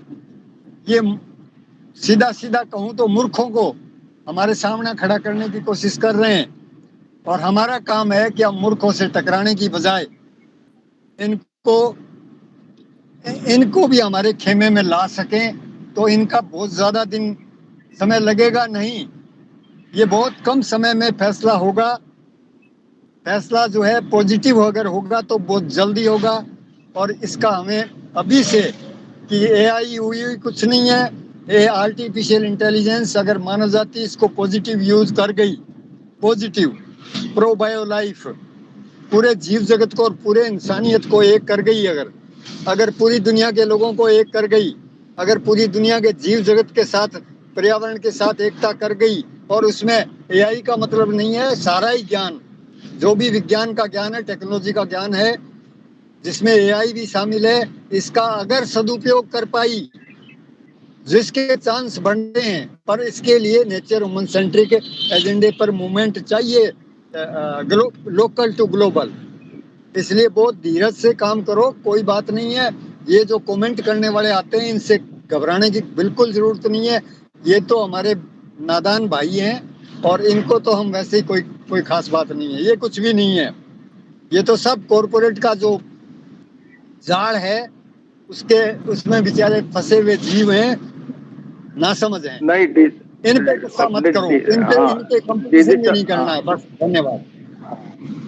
देखो डिजिटल का जो है वो आज हमने देखा भी और बाई चांस ही ये हो गया और ये चलो हैंड रेज भी कर रहे हैं, काफी मैंने सफाई कर दी है। सुनील भाई आप बोल दो फिर मैं लेता हूँ। सुवालाल जी जो है नॉर्थ ईस्ट से जुड़े हुए हैं मिजोरम से और हम सोचते हैं कि अब काफी कुछ सेशन ठीक है, लेकिन हमें ये भी पता रहना चाहिए कि आखिर हम कहाँ पहुंचे हैं। हाँ सुनील भाई बोल दे और फिर डॉक्टर सुवालाल जी और हाँ हाँ जी, जैसे जैसे ये ब्लॉकचेन टेक्नोलॉजी है, जैसे इसमें माइनिंग प्रोसेस होता है अंकल जी, तो उसमें क्या होता है कि इसमें जो ट्रेनिंग और एग्जीक्यूशन करते हैं तो वो बहुत लार्ज जो एनर्जी को बहुत लार्जली कंज्यूम करता है, तो इससे क्या है अपने एनवायरमेंटल इफेक्ट और ऑपरेशन कॉस्ट भी बहुत ज्यादा बढ़ जाते हैं। जैसे कोई भी ब्लॉक होता है ब्लॉकचेन में, तो वो माइनिंग के प्रोसेस के एक मैकेनिज्म होता है प्रूफ ऑफ वर्क। उसमें क्या होता है कि जो भी माइनर होता है उसको एक बहुत ज्यादा पावर के कंप्यूटर की आवश्यकता होती है ताकि वो माइनिंग कर पाए। और इसमें एक माइनर से भी काम नहीं कर चलता है, बहुत से माइनर्स की आवश्यकता पड़ती है इसमें, और जो ब्लॉक का रिवॉर्ड मिलता है वो केवल एक माइनर को मिलता है। तो इससे क्या होता है कि बहुत एनर्जी और रिसोर्सेज का वेस्टेज होता है, और ये जो भी ट्रांजेक्शन होते हैं इसमें हाई पावर सिस्टम की आवश्यकता होती है और वो 24 घंटे और 7 दिन चलने चाहिए। तो हैवी इन्वेस्टमेंट तो होता ही होता है, इसके साथ साथ पावर की कंजम्पशन भी इसके अंदर बहुत ज्यादा होती है, जिससे कि सीरियसली एनवायरमेंटल कॉन्सिक्वेंसेस होते हैं। और इस वजह से ही चाइना ने ब्लॉकचेन माइनिंग जो होती है वो अपने मंगोलिया रीजन में तो बंद ही कर दी है इन्होंने। और भी कई सारे चैलेंजेस है, जैसे ब्लॉकचेन और एआई को अगर इन्होंने जैसे लिंक किया है तो डेटा की प्राइवेसी इश्यूज भी है। जैसे ब्लॉकचेन नेटवर्क होता है वो प्राइवेट की के थ्रू अपनी हाई लेवल ऑफ सिक्योरिटी को मेंटेन करता है। जैसे अपन कोई ब्लॉकचेन एड्रेस को वैलिडेट करते हैं तो एक जैसे क्रिप्टो वॉलेट ओपन करना है तो एक प्राइवेट की आवश्यकता होती है। अब जैसे एक बार वो प्राइवेट की बना दी तो उसको अपन चेंज नहीं कर सकते। जैसे अपन ठीक है सुनील संक्षेप में करो। बहुत बड़ी बात कही, एनवायरमेंट से जुड़े हुए हैं सज्जन जी वगैरह आप। ये ब्लॉकचेन की टेक्नोलॉजी में वाकई बहुत भारी पावर की जरूरत है, बहुत ज्यादा। तो मैं ये चाहूंगा कि इस बात के ऊपर भी हमारा नॉलेज होना चाहिए। सुवालाल जी आप अपनी बात रखो और विजेंद्र जी कसाना जो है सुप्रीम कोर्ट के एडवोकेट है, भारतीय किसान पार्टी के अध्यक्ष भी हैं, तो उनसे भी हम व्यू लेंगे। अब मुझे लगता है कि कुछ सेशन में कुछ मैं रोक रहा हूं जो एंट्री वाले हैं उनमें। तो सुवालाल जी अपनी बात को रखो और फिर मैं लेऊंगा। कुछ लोग एंट्री की कोशिश कर रहे हैं, मैं अलाउ नहीं कर रहा हूं उनको, और आप लोग अपना सेशन बढ़ाओ। Thank you. देखिए ऐसा है कि जो टॉपिक आपने रखा है बहुत अच्छा है, बहुत रिलेवेंट है, लोगों को बहुत कम जानकारी है। जैसे अभी सुनील ने भी बताया, देखिए जो ये टेक्नोलॉजी है, ये जिनको हम सोफिस्टिकेटेड टेक्नोलॉजी कहते हैं, जिनको एक एडवांस टेक्नोलॉजी कहते हैं, चाहे वो एआई हो, चाहे चिप हो, सिलिकॉन की हो, किसी भी हो, चाहे वो डिजिटल करेंसी जिसको हम क्रिप्टो करेंसी भी बोलते हैं। देखिए ये सब है, इनमें रेयर अर्थ मटेरियल्स की जरूरत पड़ती है और रेयर अर्थ मटेरियल से रेयर ही है और उतना आसान नहीं होता है उनका एक तरीके से एक्सट्रैक्शन करना है और उनका यूज करना। तो ये जो एडवांस कंट्रीज है वो ही इसको करते हैं। तो अभी क्या है कि जैसे सुनील ने बताया कि भाई इनका जो एंड प्रोडक्ट बनता है रेयर अर्थ मटेरियल से, जो एंड प्रोडक्ट बनता है उसमें बहुत ज्यादा एनर्जी कंजप्शन होती है, बहुत ज्यादा एनवायरमेंट में ऐसे एलिमेंट्स रिलीज होते हैं जो मतलब कि नए एलिमेंट्स बनाने में ही उनका योगदान हो जाता है। आपको पता होगा कि हर साल या 1-2 साल में साइंटिस्ट हमारे वो नए एलिमेंट की खोज करते हैं। दरअसल ये नए एलिमेंट वही होते हैं जो हम रेयर अर्थ मटेरियल का जब एंड प्रोडक्ट के रूप में इनको बनाते हैं या यूज लेते हैं, तब ये ऐसे एलिमेंट रिलीज होते हैं और वही फिर नए बन जाते हैं। तो वो तो एक अलग बात है। देखिए मेरा जो कंसर्न है वो ये है कि 4 ऐसी टेक्नोलॉजी है जिसका उपयोग हमें रेयर से रेयर मामलों में या केस में ही यूज करना चाहिए, चाहे वो सरकार हो चाहे वो कॉरपोरेट हो। पहला तो है न्यूक्लियर टेक्नोलॉजी का हो या न्यूक्लियर को। दूसरा ये होता है जेनेटिकल मॉडिफिकेशन, जो जैसे क्लोन बनाना है या और भी जो हमारे सामने है। तीसरा ये है कि ये एआई है, आर्टिफिशियल इंटेलिजेंट। और चौथा ये जो होता है जो वेरी कॉमन है, बहुत ही साधारण, वो है पैकेज फूड। जो पैकेज फूड होता है, ये 4 चीजें ऐसी होती है जिनका रेयर से रेयर मामलों में ही उपयोग करना चाहिए, क्योंकि ये एक तरीके से जो नेचुरल सिस्टम है उस नेचुरल सिस्टम को डिस्टोर करके और फिर ये चीजें बनाई जाती है टेक्नोलॉजी। अब टॉपिक है सर्विलेंस और सिक्योरिटी का। देखिए देश में क्या होता है कि जब राजनीति या जो गवर्नमेंट बोलते हैं या पॉलिटिक्स, जो इलेक्टोरल पॉलिटिक्स में अगर आप जीतना चाहते हो और वो भी बहुमत वाला जिसको बोलते हैं, जिसकी कोई लिमिट नहीं है, तो वो बहुमत वाली जब पॉलिटिक्स पर आप उतर जाते हैं, पॉलिटिशियन या पॉलिटिकल पार्टीज, तब उनके सामने क्या होता है कि वो नेशनलिज्म को ऐसा इश्यू बनाते हैं। और ये नेशनलिज्म है, राष्ट्रवाद है, राष्ट्रभक्ति है या देशभक्ति है, ये दरअसल सिक्योरिटी के आधार पर ही चलती है। पहले लोगों के सामने सिक्योरिटी का डर दिखाया जाता है, सिक्योरिटी इंटरनल और एक्सटर्नल या बॉर्डर सिक्योरिटी का माहौल बनाया जाता है, और फिर उस नाम पर सर्विलेंस करोगे तभी तो भक्त बनाओगे आप, तभी आप नेशनलिज्म को मजबूत करोगे, तभी आप पेट्रोटिज्म को नर्चर करोगे, उसको पोषण करोगे। तो ये जो इंटरनल सिक्योरिटी है, ये दरअसल ऐसा है नहीं है कि ये कोई एक्सटर्नल सिक्योरिटी से इनका कोई लिंक है, ऐसा कुछ भी नहीं है। और जो बॉर्डर सिक्योरिटी की बात करते हैं, जिसको हम अननेसेसरी रूप से एक्सटर्नल सिक्योरिटी से जोड़ देते हैं, चाहे अभी वो लद्दाख में हो चाहे यहाँ नॉर्थ ईस्ट में हो, देखिए जो बॉर्डर सिक्योरिटी होती है वो एक तरीके से इंटरनल सिक्योरिटी ही कहलाती है, न कि वो एक्सटर्नल या एक्सटर्नल सिक्योरिटी। लेकिन सवाल यह है कि हमें इस प्रकार के सर्विलेंस की जरूरत क्यों पड़ती है बॉर्डर सिक्योरिटी के नाम पर, या हमें क्यों टेक्नोलॉजी की यूज करना पड़ता है। ये इस वजह से किया जाता है कि जो सरकारें होती है वो इंटरनल सिक्योरिटी या बॉर्डर सिक्योरिटी को इंटरनेशनल जोड़ देती है, और इस क्योंकि उनको जोड़ना है, यही उनकी राजनीति है। दूसरा जो कारण यह है कि वो ऐसा क्यों करती है सरकारें कि वो इंटरनल सिक्योरिटी के नाम पर सर्विलेंस क्यों करती है। देखिए वो इसलिए करती है कि आज के समय में जो कॉरपोरेट है, जो बिजनेस से है, वो टेक्नोलॉजी के दम पर ही आगे बढ़ रहा है, और जब तक टेक्नोलॉजी का उपयोग नहीं करोगे तब तक इनका बिजनेस का हो या इनका जो प्रॉफिट है या जो भी है वो नहीं हो पाएगा।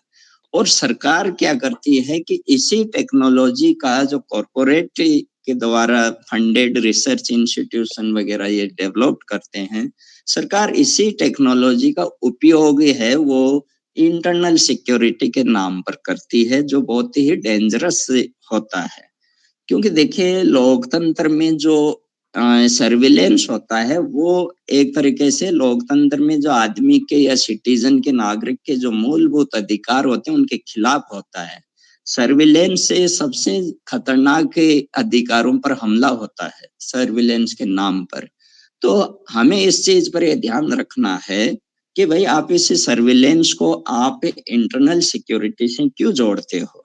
सर्विलेंस होता है लोगों के कल्याण के लिए सुविधा को बढ़ाना या टेक्नोलॉजी का उपयोग करना।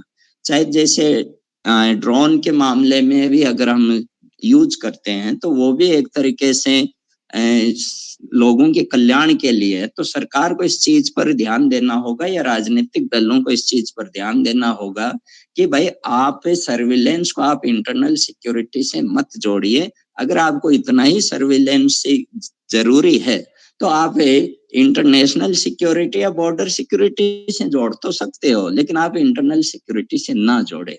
तो ये अभी हम लोगों को एक राजनीतिक रूप से यह सहमति बनानी पड़ेगी कि जो सर्विलेंस है उसका इंटरनल सिक्योरिटी से नहीं होना चाहिए, सर्विलेंस का उपयोग इस वेलफेयर के रूप में होना चाहिए।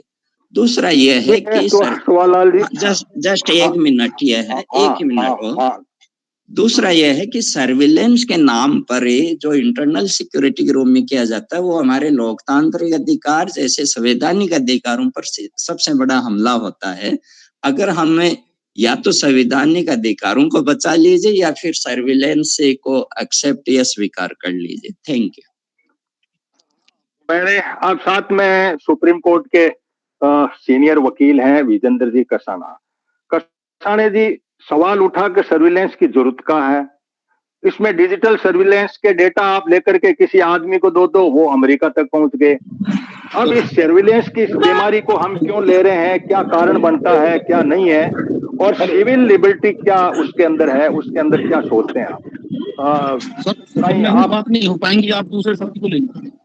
अच्छा ठीक आप कहीं बीजिए। हाँ ठीक है। तो मैं अब आगे बढ़ रहा था। तो डॉक्टर बेलाराम जी, आप माइक बंद करिए आपका, कसाना जी माइक बंद करिए। बेलाराम जी, थोड़ा सा तो आपने ट्रेलर देख ही लिया, इसमें मीटिंग में भी सर्विलेंस कैसे हुई, क्या हुई, और वो मुझे कितना एफर्ट करना पड़ा बाहर निकालने, अंदर लाने। एक दो और बैठे होंगे तो बैठे होंगे, नहीं है, फूल कुमार जी को मीटिंग छोड़ के भी जाना पड़ा। तो सारी स्थितियां हमारे सामने है, और एक नागरिक किस तरह से जिए, क्या करे, ये जी का जंजाल हो गया। हम कोई बात कहना चाहें कैसे कहें, एक बड़ा भारी हो गया। हम अच्छा डिस्कशन करना चाहें तो भी एक मीटिंग मेरी, और मैं गंगानगर था उस टाइम, मेरा भाषण चल रहा था और मेरा बच्चा उसको कर रहा था, उसने वीडियो डाल दिए ऐसे नकली। तो ये बड़ा एक मतलब बड़ा एक ऐसा हो गया, जंजाल हो गया कि हम इस टेक्नोलॉजी को क्या करें जो जी का हमारे जी का जंजाल है। और इससे सर्विलेंस होने के बाद में, चूंकि सर्विलेंस के डेटा दुश्मन देश के पास भी पहुंच सकते हैं, सर्विलेंस के डेटा हमारे विरोधी पक्ष के, आपका विरोधी पार्टी है उसके पास भी है। तो ये जो टेक्नोलॉजी आई वो जी का जंजाल बन गई। और इसके लिए आप क्या सोचते हैं, आपके पास में क्या इसका है, क्या आप क्या कर रहे हो, पार्टी में रह रहे हो आप, तो इंडिया लेवल की पार्टी है आपकी, तो क्या सोचते हो, कैसे करते हो आप लोग? देखिए चौधरी जी, सभी जो जुड़े उन सबको जोहार। और चौधरी जी, जिस टॉपिक पर आप बात कर रहे हैं, और निश्चित ही आप समय समय पर अलग अलग टॉपिक पर बात करके जो अवेयरनेस बिल्ड का काम कर रहे हैं, जो लोगों तक एक समाचार भेज रहे हैं, उसको कौन किस वे से देखता है, ये अपना अपना आउटलुक है। और उसको कई तरीके से लोग कोई सही दिशा में भी सोचते हैं, कुछ गलत भी। लेकिन मैंने जो कुछ भी मेरे प्रबुद्ध वर्ग साथियों ने सुना, बोला, वो सुना और देखा भी।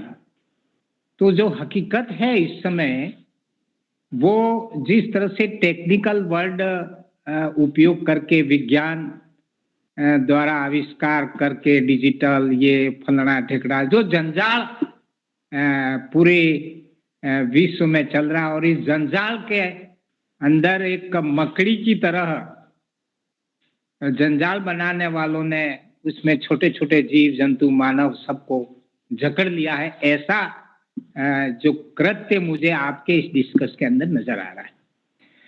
तो मैं तो इस सारे सुनने के बाद, कौन क्या कहता है, कौन कैसा है, कौन क्या कर रहा है, क्या, मेरे पास अब समय इतना अति हो गई है कि अब वो बात करना ही एक बेईमानी सा हो गया है। फिर भी आम जन तक जो आप बात पहुंचा रहे हो वो बहुत बढ़िया है। मैं यहाँ पर एक ही बात कहना चाहूंगा जो सुनने के बाद, now our ACR will be written by the nature. आप कितने भी विज्ञान, कितनी भी तकनीक अपना लो, जमीन के अंदर सोना निकाल लो, मानव के, इंसान की व्यक्तिगत जो उसकी संपत्ति कितना है, क्या करता है, क्या सब कुछ छीन लो, आप कुछ भी कर सकते हो। लेकिन now our ACR will be written by the nature. और अब प्रकृति के साथ में जो विज्ञान जो काम, विज्ञान से मानव नहीं बच सकेगा, प्रकृति ही मानव को बचा पाएगी। और इसलिए मेरे जैसा आदमी गांव देश की लास्ट झोपड़ी में बैठ करके, मैं ये टेक्निकल ज्ञान, एब्रीवेशन, बड़े बड़े शब्द नहीं जानता हूं, लेकिन मैं लास्ट व्यक्ति जो पहाड़ों और जंगलों में बैठ के देख रहा हूं, जो दिख रहा है, वो उसको आपके सामने पेश कर रहा हूं। और वो इस रूप में कर रहा हूं कि आज समय आ गया है कि भगवान को और संविधान को हम न छीनने देंगे, न छेड़ने देंगे। ये बात आज के समय की महत्वपूर्ण बात हो रही है। कौन क्या कर रहा है कि इसकी उसमें उलझने की जरूरत नहीं है। आज एक ऐसी मेंटेलिटी की जरूरत है कि भगवान और संविधान को न छेड़ने देंगे और न छीनने देंगे। अब आप लोग कहेंगे, सुनने वाले, पूरा देश सुन रहा है, विश्व लेवल पर बात जारी सुन रहे हैं, तो यहां पर मैं ये कहूंगा कि भगवान का मतलब है भ फॉर भूमि, ग फॉर गगन, वा फॉर वायु हवा, आ फॉर सूरज की रोशनी, न फॉर नीर। यही आदिवासी क्षेत्र में अभी भगवान जो है उसका नारा लग रहा है कि इस भगवान को, अर्थात भूमि को, खदानों के जो खुदाई हो रही है, जिस तरह से उसको लूटा जा रहा है इस तकनीकी ने, इस वैज्ञानिक ने, इस विज्ञान ने इस पूरी संपत्ति को, माँ को लूट लिया है, फिर भी रहम नहीं आ रहा है। और उससे लूट करके तकनीकी वैज्ञानिक साधन तैयार करके फिर मानव को लूट रहा है। जब मानव और पृथ्वी दोनों को लूट जाता है, इसके बाद कुछ भी नहीं रहता है। तो भूमि को लूटा जा रहा है, भूमि पर जीव जंतु, जंगल, ये सारा तरु वन, ये सारा का स्वद उठा था। भगवान के भ के साथ में बड़ा अन्याय हो रहा है। वाह, हमारे सौर ऊर्जा में हमारे इसमें ओजोन परत में छेद होने जा रही है। इसका कौन जिम्मेदार है? इसका जिम्मेदार है विज्ञान, तकनीकी उद्योग जिम्मेदार है। हम इसका भी खिलाफत करते हैं। और वाह, सूरज की रोशनी, उसमें भी खिलवाड़, और न जल में भी खिलवाड़। तो इस भगवान को बचाने की लड़ाई लड़नी होगी, पूरे मानवता को बचाना है तो, और संविधान को बचाना होगा, क्योंकि संविधान है तो पूरी मानवता की सुरक्षा भी है। तो ये दो बिंदु के साथ में मेरे जैसा आदमी जो ये कहना चाहता है कि अब आप जिस तकनीकी जो करना चाह रहे हो करिए, लेकिन अब एक ही रास्ता है, now our SCR will be written by nature. इसलिए प्रकृति बचाओ अभियान आंदोलन को चालू करना पड़ेगा विश्व में, अगर मानवता का रक्षा करना है। और भारतीय ट्राइबल पार्टी नहीं, भारत के आदिवासियों का भी ये आवाज है कि अब प्रकृति का दोहन बंद कर दीजिए और मानवता की रक्षा के लिए प्रकृति बचाओ आंदोलन को चालू करना चाहिए। एक मेरा संदेश जो ये सारी कह रहा हूँ, ये बात आपके सामने। ये भाई हमारे जिले में, हमारे डिस्ट्रिक्ट में है हिल्स। नहीं, वो तो यमुनोत्री दिखने लगी थी, बंदरपुछ। लेकिन ये जो हिल्स है ना, ये घाट मंदिर से पहले देहरादून में, ये सारे सहारनपुर जिले की हैं, समझ ली।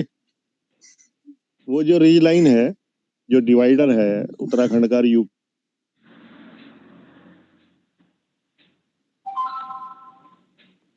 तो ये बात चौधरी जी मेरे तो कहनी थी। बहुत धन्यवाद डॉक्टर बेलाराम जी। आप संघर्ष कर रहे हैं प्रकृति के क्रोध में, प्रकृति के लिए, और अपनी पार्टी को भी, आदिवासियों के लिए भी आप अपना संघर्ष जारी रख रहे हैं। अब कोई साथी कोई करे, क्योंकि काफी लोग अंदर घुसने की कोशिश कर रहे हैं, मैं भी रोक के तंग हो रहा हूं। आज टेक्नोलॉजी का पूरा मतलब यूज हुआ। मेरी मीटिंग इतनी डिस्टर्ब एक दो ही हुई, हो जाती है, टॉपिक आते हैं तो लोग जुड़ जाते हैं, कहीं कहीं आगे से आगे शेयर भी हो जाती है, कई लोग हैं कई, क्योंकि अब राजनीति में देखो हम लोग घुसे ना, तो हमें शौक में घुस तो गए, लेकिन अब न तो कोई पार पड़े जैसी है, क्योंकि राजनीति का कोई ऐसा मॉडल भी नहीं दिख रहा जिसमें हम कुछ कर पाए, न कोई ऐसी बात पकड़ में आ रही है कि जिसके लिए करें। और ऐसा ढांचा खड़ा हो गया पूरा ह्यूमन सोसाइटी का कि किसी को मतलब मनाने का भी, प्रयास करना भी एक अपने आप में पाप टाइप महसूस होता है। जिस किसी को कहे ना कि भाई ये कर मत करो और ये करो, तो भी वो एक बहुत बड़ी एक बेहुदापना हो गया। अब इन सारी बातों को यदि हम देखें तो हम क्या देख के और मरेंगे, ये बड़े सवाल हैं। हमारी किस तरह से सर्विलेंस तो बहुत छोटी चीज है, धन भी हमारा छीना जा रहा, हमारे रिसोर्स भी हमारे छीने जा रहे हैं, हम इस प्रकृति की गोद में कहीं किसी चीज को ले, मतलब इतनी आपातापी हो गई, इतना छीना झपटी हो गया इस टेक्नोलॉजी के कारण से कि उसको मैं कोई शब्द नहीं दे पा रहा हूं।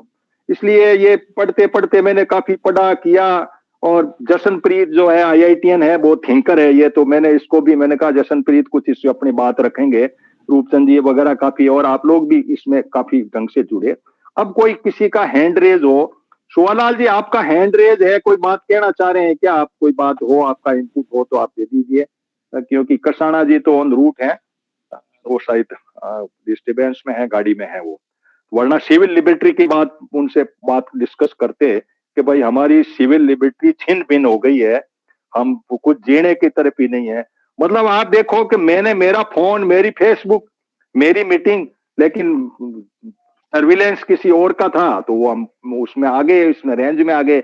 और 2-3 साथी मेरे बहुत ढंग के हिसार यूनिवर्सिटी के नेस्ले में काम किए हुए जुड़े थे, उनको जाना पड़ा, फूल कुमार को जाना पड़ा, 1-2 को और जाना पड़ा, संघर्षशील है बाकी लोग, तो इसलिए हम उस में बैठे हैं। तो कोई बात, शिवालाल जी कोई आप बात रखना चाह रहे हैं तो कहें, वरना फिर मैं जशनप्रीत को इसको सम अप करने की बात कहूंगा, इसको 5 मिनट में सम अप कर पाए, फिर रूपचंद जी और दोनों 2-2 मिनट में सम अप कर देंगे। शिवालाल जी कुछ बात कहना चाह रहे थे या हैंडरेज वैसे ही हो रखा था आपका? नहीं, वो पहले मैंने किया था तो बाद में उसको मैंने हैंड ऑफ नहीं किया डाउन, इसीलिए। हाँ, चलो ठीक है। हाँ भाई जशनप्रीत, आज हमने प्रैक्टिकल भी देखा AI का, आर्टिफिशियल इंटेलिजेंस, सर्विलेंस, हमारा जो सेशन किस तरह से रहा, कैसे रहा, और सिविल लिबर्टी हमारी भंग हुई है। हम अच्छे लोग डिस्कशन में, बीच में काफी 15 मिनट बड़ा डिस्टर्बेंस भी महसूस हुआ, और हमारे धन की भी चिंता है, वेल्थ जिसको कह रहे हैं, वेल्थ के मायने हमने, जैसा शिवालाल जी ने कहा कि प्रकृति भी इन्होंने कब्जे कर ली है, पूरा रिसोर्स वगैरह अपना पूरा कर लिया है, और नेशनल सिक्योरिटी का ये एजेंडा लेकर के सब मानव सभ्यता को पूरे इस खतरे में डाल के जिस तरीके से हैं, तो उसके अंदर आप क्या सोचते हैं? जशनप्रीत अपनी बात को रखिए। जी, तो इसमें अगर मैं 2 मिनट में इस बात पे लूंगा कि हम जो आम लोग हैं, हम आम लोग ये जो सिचुएशन आ गई है, इसका मुकाबला कैसे कर सकते हैं। तो एक मैं इसमें ये बात बोलूंगा कि हम जो थोड़े अनकन्वेंशनल मेथड हैं हम वो यूज करना शुरू करें, ना कि वो जो बहुत ज्यादा प्रचलित हैं, जैसे फेसबुक है या फिर इंस्टाग्राम है या ट्विटर है, इस पे बहुत ज्यादा सर्वेलेंस होती है, व्हाट्सएप है, इस पे भी बहुत ज्यादा सर्वेलेंस होती है। लेकिन हम कोई ऐसी ऐप यूज करें मैसेजिंग के लिए कि जो एंड टू एंड एनक्रिप्शन हो, जिसमें जैसे सिग्नल ऐप है, तो सिग्नल ऐप में जो है वो एंड टू एंड एनक्रिप्शन है, तो उसका जो है वो एक तरह से अगर हम यूज करते हैं तो उसकी सर्वेलेंस उस हिसाब की नहीं है। और दूसरी बात ये है कि वो उतनी फेमस नहीं है, और आपको पूरा डेटाबेस एक ऐप के ऊपर में सर्वेलेंस बनाने में सरकार को या किसी कंपनी को बहुत टाइम लगता है। तो इसलिए व्हाट्सएप, फेसबुक, इंस्टाग्राम, ट्विटर की जगह पे आप सिग्नल या कुछ और जो कोई end to end encrypted app हो वो यूज करें। एक मैं थोड़ी सी एक लाइन और जोड़ दूं। मैंने एक वीडियो पढ़ा कि हांगकांग के अंदर वाईफाई टू वाईफाई लोगों ने इजाद की, खुद की अपनी वाईफाई इजाद कर दी, आपस में अपने जुड़ गए। जैसे ग्रुप है तो उसको अंदर मान लो हम नेचर सेंट्रिक है या मेरा ग्रुप काम कर रहा है उस तरह से, तो ऐसा हम कानूनन बाध्यता तो है या क्या पोजीशन क्या है इसकी कि भाई हांगकांग के लोगों ने अपनी वाईफाई डेवलप कर दी और वो कर ली, चाइना ने ये एंट्री नहीं दी, चाइना इन सब बीमारियों से दूर हो गया, तो कहाँ हम पहुंच पा रहे हैं, क्या होगा? जी, इसमें सर ये है कि हांगकांग का इशू ये है कि हांगकांग एक शहर है, तो आप शहर में एक छोटे लेवल के ऊपर इस तरह का कम्युनिकेशन नेटवर्क बना सकते हो अपने लेवल के ऊपर में। दूसरी बात एक ये भी है कि जो हांगकांग का जो सिविल लिबर्टीज मूवमेंट था, उसको बहुत सारे कंट्री उसको सपोर्ट कर रहे थे और उनको फंडिंग भी था, और इस तरह का जो नेटवर्क है उसको अगर आप बनाते हो तो उसमें काफी ज्यादा बजट की जरूरत है। और जो भी आप कोई AI बेस्ड टेक्नोलॉजी कोई भी अगर हम फॉर एग्जांपल इनसे मुकाबले के लिए बनाते भी हैं तो उसको लेके कि भी हमको इंटीग्रेट होने की और एक ऑर्गेनाइज्ड फॉर्म में आने की और उसके अलावा फंडिंग की जरूरत होती है। तो हांगकांग में ऐसा हुआ कि वो जो हांगकांग की सिविल लिबर्टी मूवमेंट थी वो बहुत ऑर्गेनाइज्ड थी और उनको फंडिंग भी था और उसमें बहुत ही हाईली एजुकेटेड और हाईली इंटेलिजेंट जो यूथ थे वो उसमें लगे हुए थे और उनका आपको पता है कि उसको लीड भी यूथ ही कर रहे थे। तो इसीलिए उन्होंने बनाया इस तरह का सिस्टम। और एक एग्जांपल और भी है कि जब ये फेसबुक आया ही था तब जो अरब में क्रांति हुई थी 2011 में, तो तब इनको पता नहीं था इस चीज का कि ये जो सोशल मीडिया प्लेटफॉर्म है तो इनको इस तरह की क्रांति में लोगों को ऑर्गेनाइज करने के लिए भी यूज किया जा सकता है। वो एक ऐसा सिचुएशन आया था अरब क्रांति के टाइम पे कि जब 2-3 देशों में ट्यूनीशिया में, मिस्र में डिक्टेटर भी गिरे और उसके अलावा लीबिया में भी गद्दाफी का जो राज था वो खत्म हुआ। उसके अलावा और भी बहुत सारे जगह पे जो थे वो ऑर्गेनाइज्ड जो वो थे प्रदर्शन थे वो हुए। और वो एक ऐसा पॉइंट आया था कि जब इनके हाथ से आउट ऑफ कंट्रोल हो गई थी सिचुएशन, तो तब वो जो अरब क्रांति के टाइम पे इनको ये चीज पता चली थी कि ये जो सोशल मीडिया है, फेसबुक है या और चीजें हैं, इनको हमको कंट्रोल में लाने की जरूरत है। नहीं करेंगे तो कोई ऐसी सिचुएशन हो जाएगी जैसी कि अरब में क्रांति में हुई। तब इन्होंने इनको जो कि बहुत ही ज्यादा प्रचलित ऐप है इनको इन्होंने ज्यादा टारगेट किया और इन्हीं पे ज्यादा सर्वेलेंस होती है। और चाइना का इशू क्या है कि चाइना एक तरह से एक बंद कंट्री है, वो ये नहीं चाहता कि बाहर में क्या हो रहा है, लोग कैसे रहते हैं, वहां पे लोग कैसी लिबर्टीज हैं। चाइना ने अगर अपना सिस्टम जनरेट किया है तो वो खुद को बचाने के लिए किया है, क्योंकि वो नहीं चाहते कि इंडिया में लोगों को कैसी सिविल लिबर्टीज है, अमेरिका में कैसी हैं, यूरोप में कैसी है, उनको पता भी चले। जैसे चाइना में कि लोग प्रॉपर्टी क्या खरीद सकते हैं क्या नहीं खरीद सकते उस पे भी लिमिट है। वो अपना पैसा शेयर मार्केट में लगा सकते हैं, कितना लगा सकते हैं उस पे भी लिमिट है। वहां पे बहुत ज्यादा एक तरह से वो हाईली जो एक तरह से बहुत ही ज्यादा हार्ड सर्वेलेंस है चाइना में। तो वहां का जो सिस्टम है, अगर हम कहें कि गूगल नहीं है वहां पे या और नहीं है, तो वहां पे सर्वेलेंस कंपैरेटिवली कम है। ऐसा नहीं है, चाइना ने गूगल या फिर जो जैसे फेसबुक है या इसको बैन इसलिए किया हुआ है ताकि उनका बाहर की जो दुनिया है उनके साथ में संपर्क ना हो सके, क्योंकि उनका बाहर के साथ में संपर्क अगर होगा तो फिर उनके मन में भी ये आएगा कि अगर उनको ये राइट है तो हमको भी ये राइट मिलने चाहिए। और ऑब्वियसली अगर उनको भी वो राइट मिले जो कि मान लो इंडिया में है या अमेरिका में है या यूरोप में है, तो ये पूरा का पूरा जो एक कंट्रोल है कम्युनिस्ट पार्टी का चाइना में वो खत्म हो जाएगा। इसलिए चाइना का जो सिस्टम है मैं जसन मिडल जो ये है आपके ये कंट्री है जो तेल वाली कंट्रीज है और साउथ अफ्रीका है, इस पे भी अपनी थोड़ी भूमिका रखो कि ये लोग अपना डिजिटल सेटअप क्या करें, कि सरकारों का काम है कि कैसे करके, जैसे सुहालाल जी ने कहा कि क्यों कर रहे हो सर्विलेंस, करना तो बॉर्डर पे कर लो, चीन से भिड़ना या किससे भिड़ना है, वो तो कर नहीं रहा, आदमी के पीछे पड़े हैं अपने जैसे कोई सिविल सोसाइटी का कोई वो काम कर रहे हैं। तो ये लोग मोमडन कंट्रीज का क्या सेटअप है, दक्षिण अफ्रीका का क्या सेटअप है? जी असल में जो ये है ना, जो अगर हम मिडिल ईस्ट की बात करते हैं या नॉर्थ अफ्रीका की बात करते हैं, तो एक तो ये है कि यहाँ पे जो एक सोशल सिस्टम है ना ये बहुत डिफरेंट है। जैसे अगर आप सऊदी अरब या कतर वगैरह की बात करो तो इनके जो अपने सिटीजन है वो तो बहुत कम है। जैसे कतर की सिर्फ 10 से 12% पॉपुलेशन है जो कतर की सिटीजन है, बाकी सारे के सारे जो लोग हैं वो बाहर से काम करने के लिए लेबर आई हुई है, तो और उनके कोई कॉन्स्टिट्यूशनल राइट नहीं है। सऊदी अरब में भी ऐसा है कि वहां की जो एक मेजॉरिटी पॉपुलेशन ऐसी है जो सऊदी अरब की नागरिक ही नहीं है। तो वहां पे सिस्टम यही है कि वहां पे जो एक तरह से सोशल वेलफेयर सिस्टम है वो बहुत ज्यादा जेनरस है वहां की पॉपुलेशन के लिए। अब जैसे फॉर एग्जांपल सऊदी अरब के किसी सिटीजन को या कतर के किसी सिटीजन को आप कहो कि तुमको डेमोक्रेसी चाहिए या नहीं चाहिए, अभी ऑटोक्रेसी में अगर उसको सब कुछ में सिर्फ उसको पॉलिटिकल राइट नहीं है तो उसको से कोई इशू नहीं है। ऐसा ही बहुत सारी, और जैसे हम चाइना की अगर बात कर ले, चाइना में भी ज्यादा डिस्कंटेंट इसलिए नहीं है कि सोशल सिक्योरिटी सिस्टम जेनरस है चाइना का, तो वहां पे पॉलिटिकल राइट लोग अगर नहीं भी हैं तो लोग इससे ये कर रहे हैं कि चलो ठीक है हमको खाने को तो मिल रहा है। लेकिन अगर हम साउथ अफ्रीका की बात कर ले तो साउथ अफ्रीका में अब देखिए कि जब अपार्थाइड स्टेट खत्म हुआ और वहां पे डेमोक्रेसी आई नेल्सन मंडेला के बाद में, तो वहां पे जो अफ्रीकन नेशनल कांग्रेस है ये बहुत ही करप्ट पार्टी बन गई बाद में। आप लगाइए कि नेल्सन मंडेला के बाद में इन्हीं का वो रहा, जैसे हमारे इंडिया में ऐसा रहा था कि नेहरू के बाद में जब लगातार एक ही पार्टी पावर में रही तो उसके बाद में वो बहुत करप्ट हो गई। सेम चीज यही है कि 1990s के बाद में लगातार अफ्रीकन नेशनल कांग्रेस जो है वही पावर में रही है। और उसके अलावा वहां पे फिर ऐसा हो गया कि बहुत सारी जो इंडस्ट्री थी वो अभी नेशनलाइज्ड थी और वो उनमें बहुत ज्यादा करप्शन हुआ। और एक इंडिया की भी एक कंपनी है जो वहां पे इलेक्ट्रिसिटी सप्लाई करती है, उसका भी नाम आया कि वहां पे बहुत ज्यादा कोल में या फिर जो भी एनर्जी जनरेशन का जो भी सिस्टम है वहां पे बहुत ज्यादा घोटाला होता है। और अभी अल्टीमेटली यही हो गया है कि वहां पे बोला ये जा रहा है कि 20-20 18-18 घंटे तक के भी कट लगते हैं और प्रदर्शन वगैरह भी होते हैं या और सब भी है।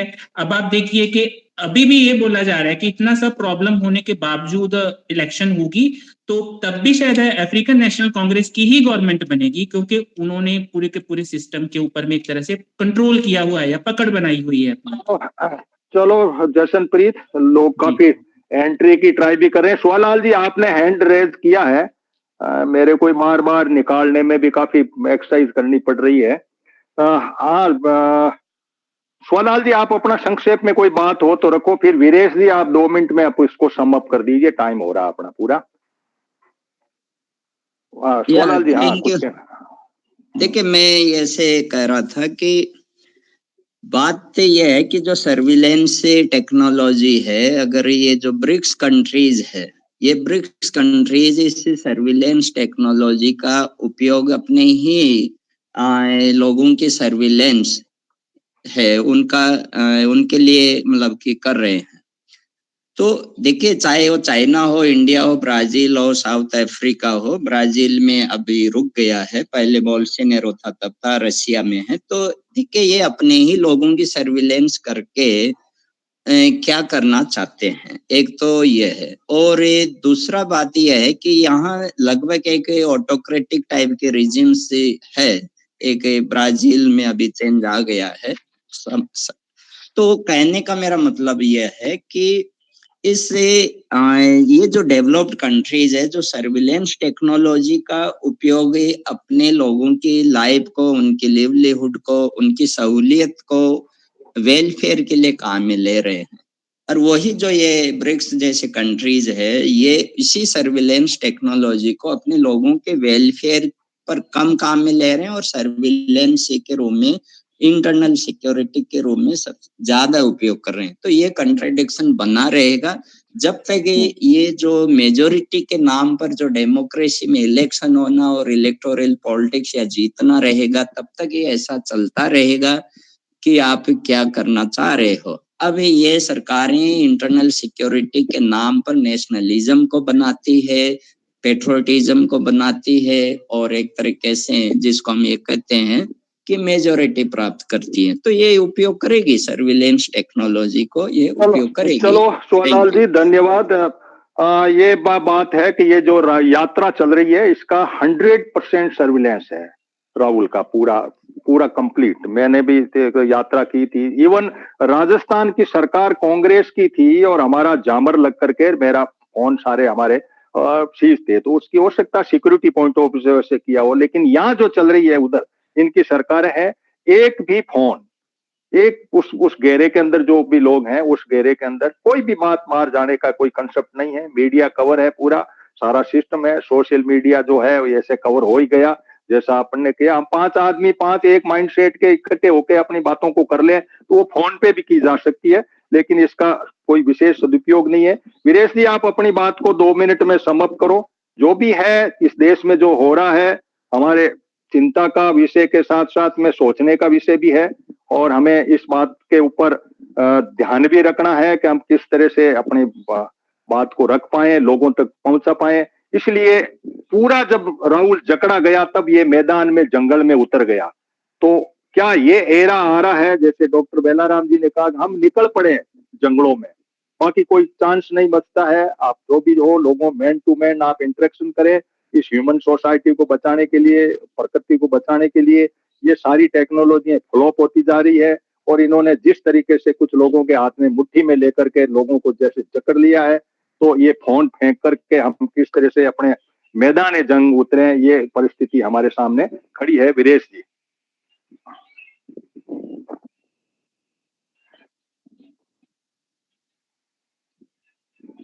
हाँ वीरेश जी आप, हाँ चलो कोई और वीरेश जी हो सकता है, फोन उनका डिस्टर्ब रहता है। और किसी आदमी को कोई बात इसमें इनपुट देनी हो, मुझे लगता है लगभग साफ है। कोई एक आध छोटा मोटा बचता है तो इस देश का नागरिक है हमारे लिए। सज्जन जी ने बताया सब पूजनीय है। हाँ रूपचंद जी आप कुछ बात कहना चाह रहे हैं, कह दीजिए, 1 मिनट में कह दीजिए। अब देखो 2-3 मिनट बच रहे हैं। अच्छा, एक मिनट में लगेगा। ये जो नेशनल सिक्योरिटी है इस ये बेसिकली पूंजीवाद की सिक्योरिटी, अगर हम इसको इंडिया को फुटप्रिंट पे लगा के देखें 2001 में, कि जैसे इराक की पिछले हुई थी 2001 में, ऐसे इंडिया की हो जाए तो मैक्सिमम डैमेज जो है वो 169 खरबपतियों को इंडिया में होगा।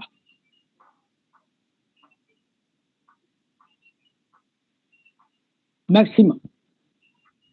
इसका मतलब जितनी 10 लाख 12 लाख की हमने आर्मी बढ़ी है, जो पैरामिलिट्री फोर्सेज है वो 169 खरबपतियों और दूसरे अरबपतियों के लिए बनाई है। बाकी कॉमन जनता के लिए जो ना कोई काम की है ना कुछ है। एक बात तो ठीक है। और पाकिस्तान के लिए, दुश्मन के लिए, बस बस बस बस। हाँ शिवलाल जी कुछ कहना चाह रहे हैं, बाकी 1 मिनट में अपनी बात को रखो, क्योंकि बार बार लोग एंटर करना चाह रहे हैं, मुझे भी बाहर निकालने में बड़ा जोर आ रहा है। हाँ शिवलाल जी कोई बात कहना चाह रहे हैं, आपने हैंड रेज किया। नहीं वो मैं भूल गया था हैंड। अच्छा ठीक है, ठीक है। आप सभी के आने का बहुत बहुत धन्यवाद। हमारा टाइम हुआ पूरा और आज बड़ा इंटरेस्टिंग रहा कि हमने प्रैक्टिकल वे में भी सर्विलेंस देखा। वैसे मेरा फोन अंडर सर्विलेंस था, फेसबुक भी मेरी आज 7 दिन से बंद है और मैं थोड़ा बहुत बोलता तो एक अंदर अलग तरह की दहशत हमारे सामने खड़ी हो गई है। तो ये भी हमारे लिए एक है, हम एक्सपर्टीज लोगों से लेंगे, क्योंकि अच्छे लोगों को फिर वो भाग जाते हैं, अच्छे लोगों का जो इसमें एंट्री है। तो अब जैसा फूल कुमार ने कहा कि हम फिल्टर लगाएंगे और आगे की जो होगी तो हम कुछ 5-10 लोग जो भी हैं, जो ही हम व्यक्तिगत उनको अपना भेजेंगे, हम अपने उस पे ही रिकॉर्ड करेंगे और किसी प्रकार से कॉमन लोग सुनना नहीं चाहते। हाँ चैनाराम जी कुछ आप एंटर करना बात कहना चाह रहे हैं तो अपनी बात को कह दो। नहीं आज तो मैं सुन ही रहा था, आज मेरा इतना होमवर्क नहीं था, कोई बात नहीं। धन्यवाद। ठीक है, नहीं आपने माइक खोला तो बहुत बहुत धन्यवाद आपके आने का और एक अच्छा सेशन रहा। और जशनप्रीत ने हमें अच्छी गाइडलाइन दी और रूपचंद जी का भी है। आप सभी जुड़े, कई साथियों को मैं इसलिए नहीं ले जाया कि ये बड़ा डिस्टर्बेंस टाइप का था और वही बात हम रिपीट नहीं करना चाह रहे थे, हमने प्रैक्टिकली कुछ बातें देखी भी। तो thank you to all of you आपके आने का। फिर मिलेंगे अगले संडे 11-22 पे किसी टॉपिक पर। अब की बार हम इतना सर्विलेंस नहीं रखेंगे और ध्यान से अपना सेशन चलाएंगे। Thank you.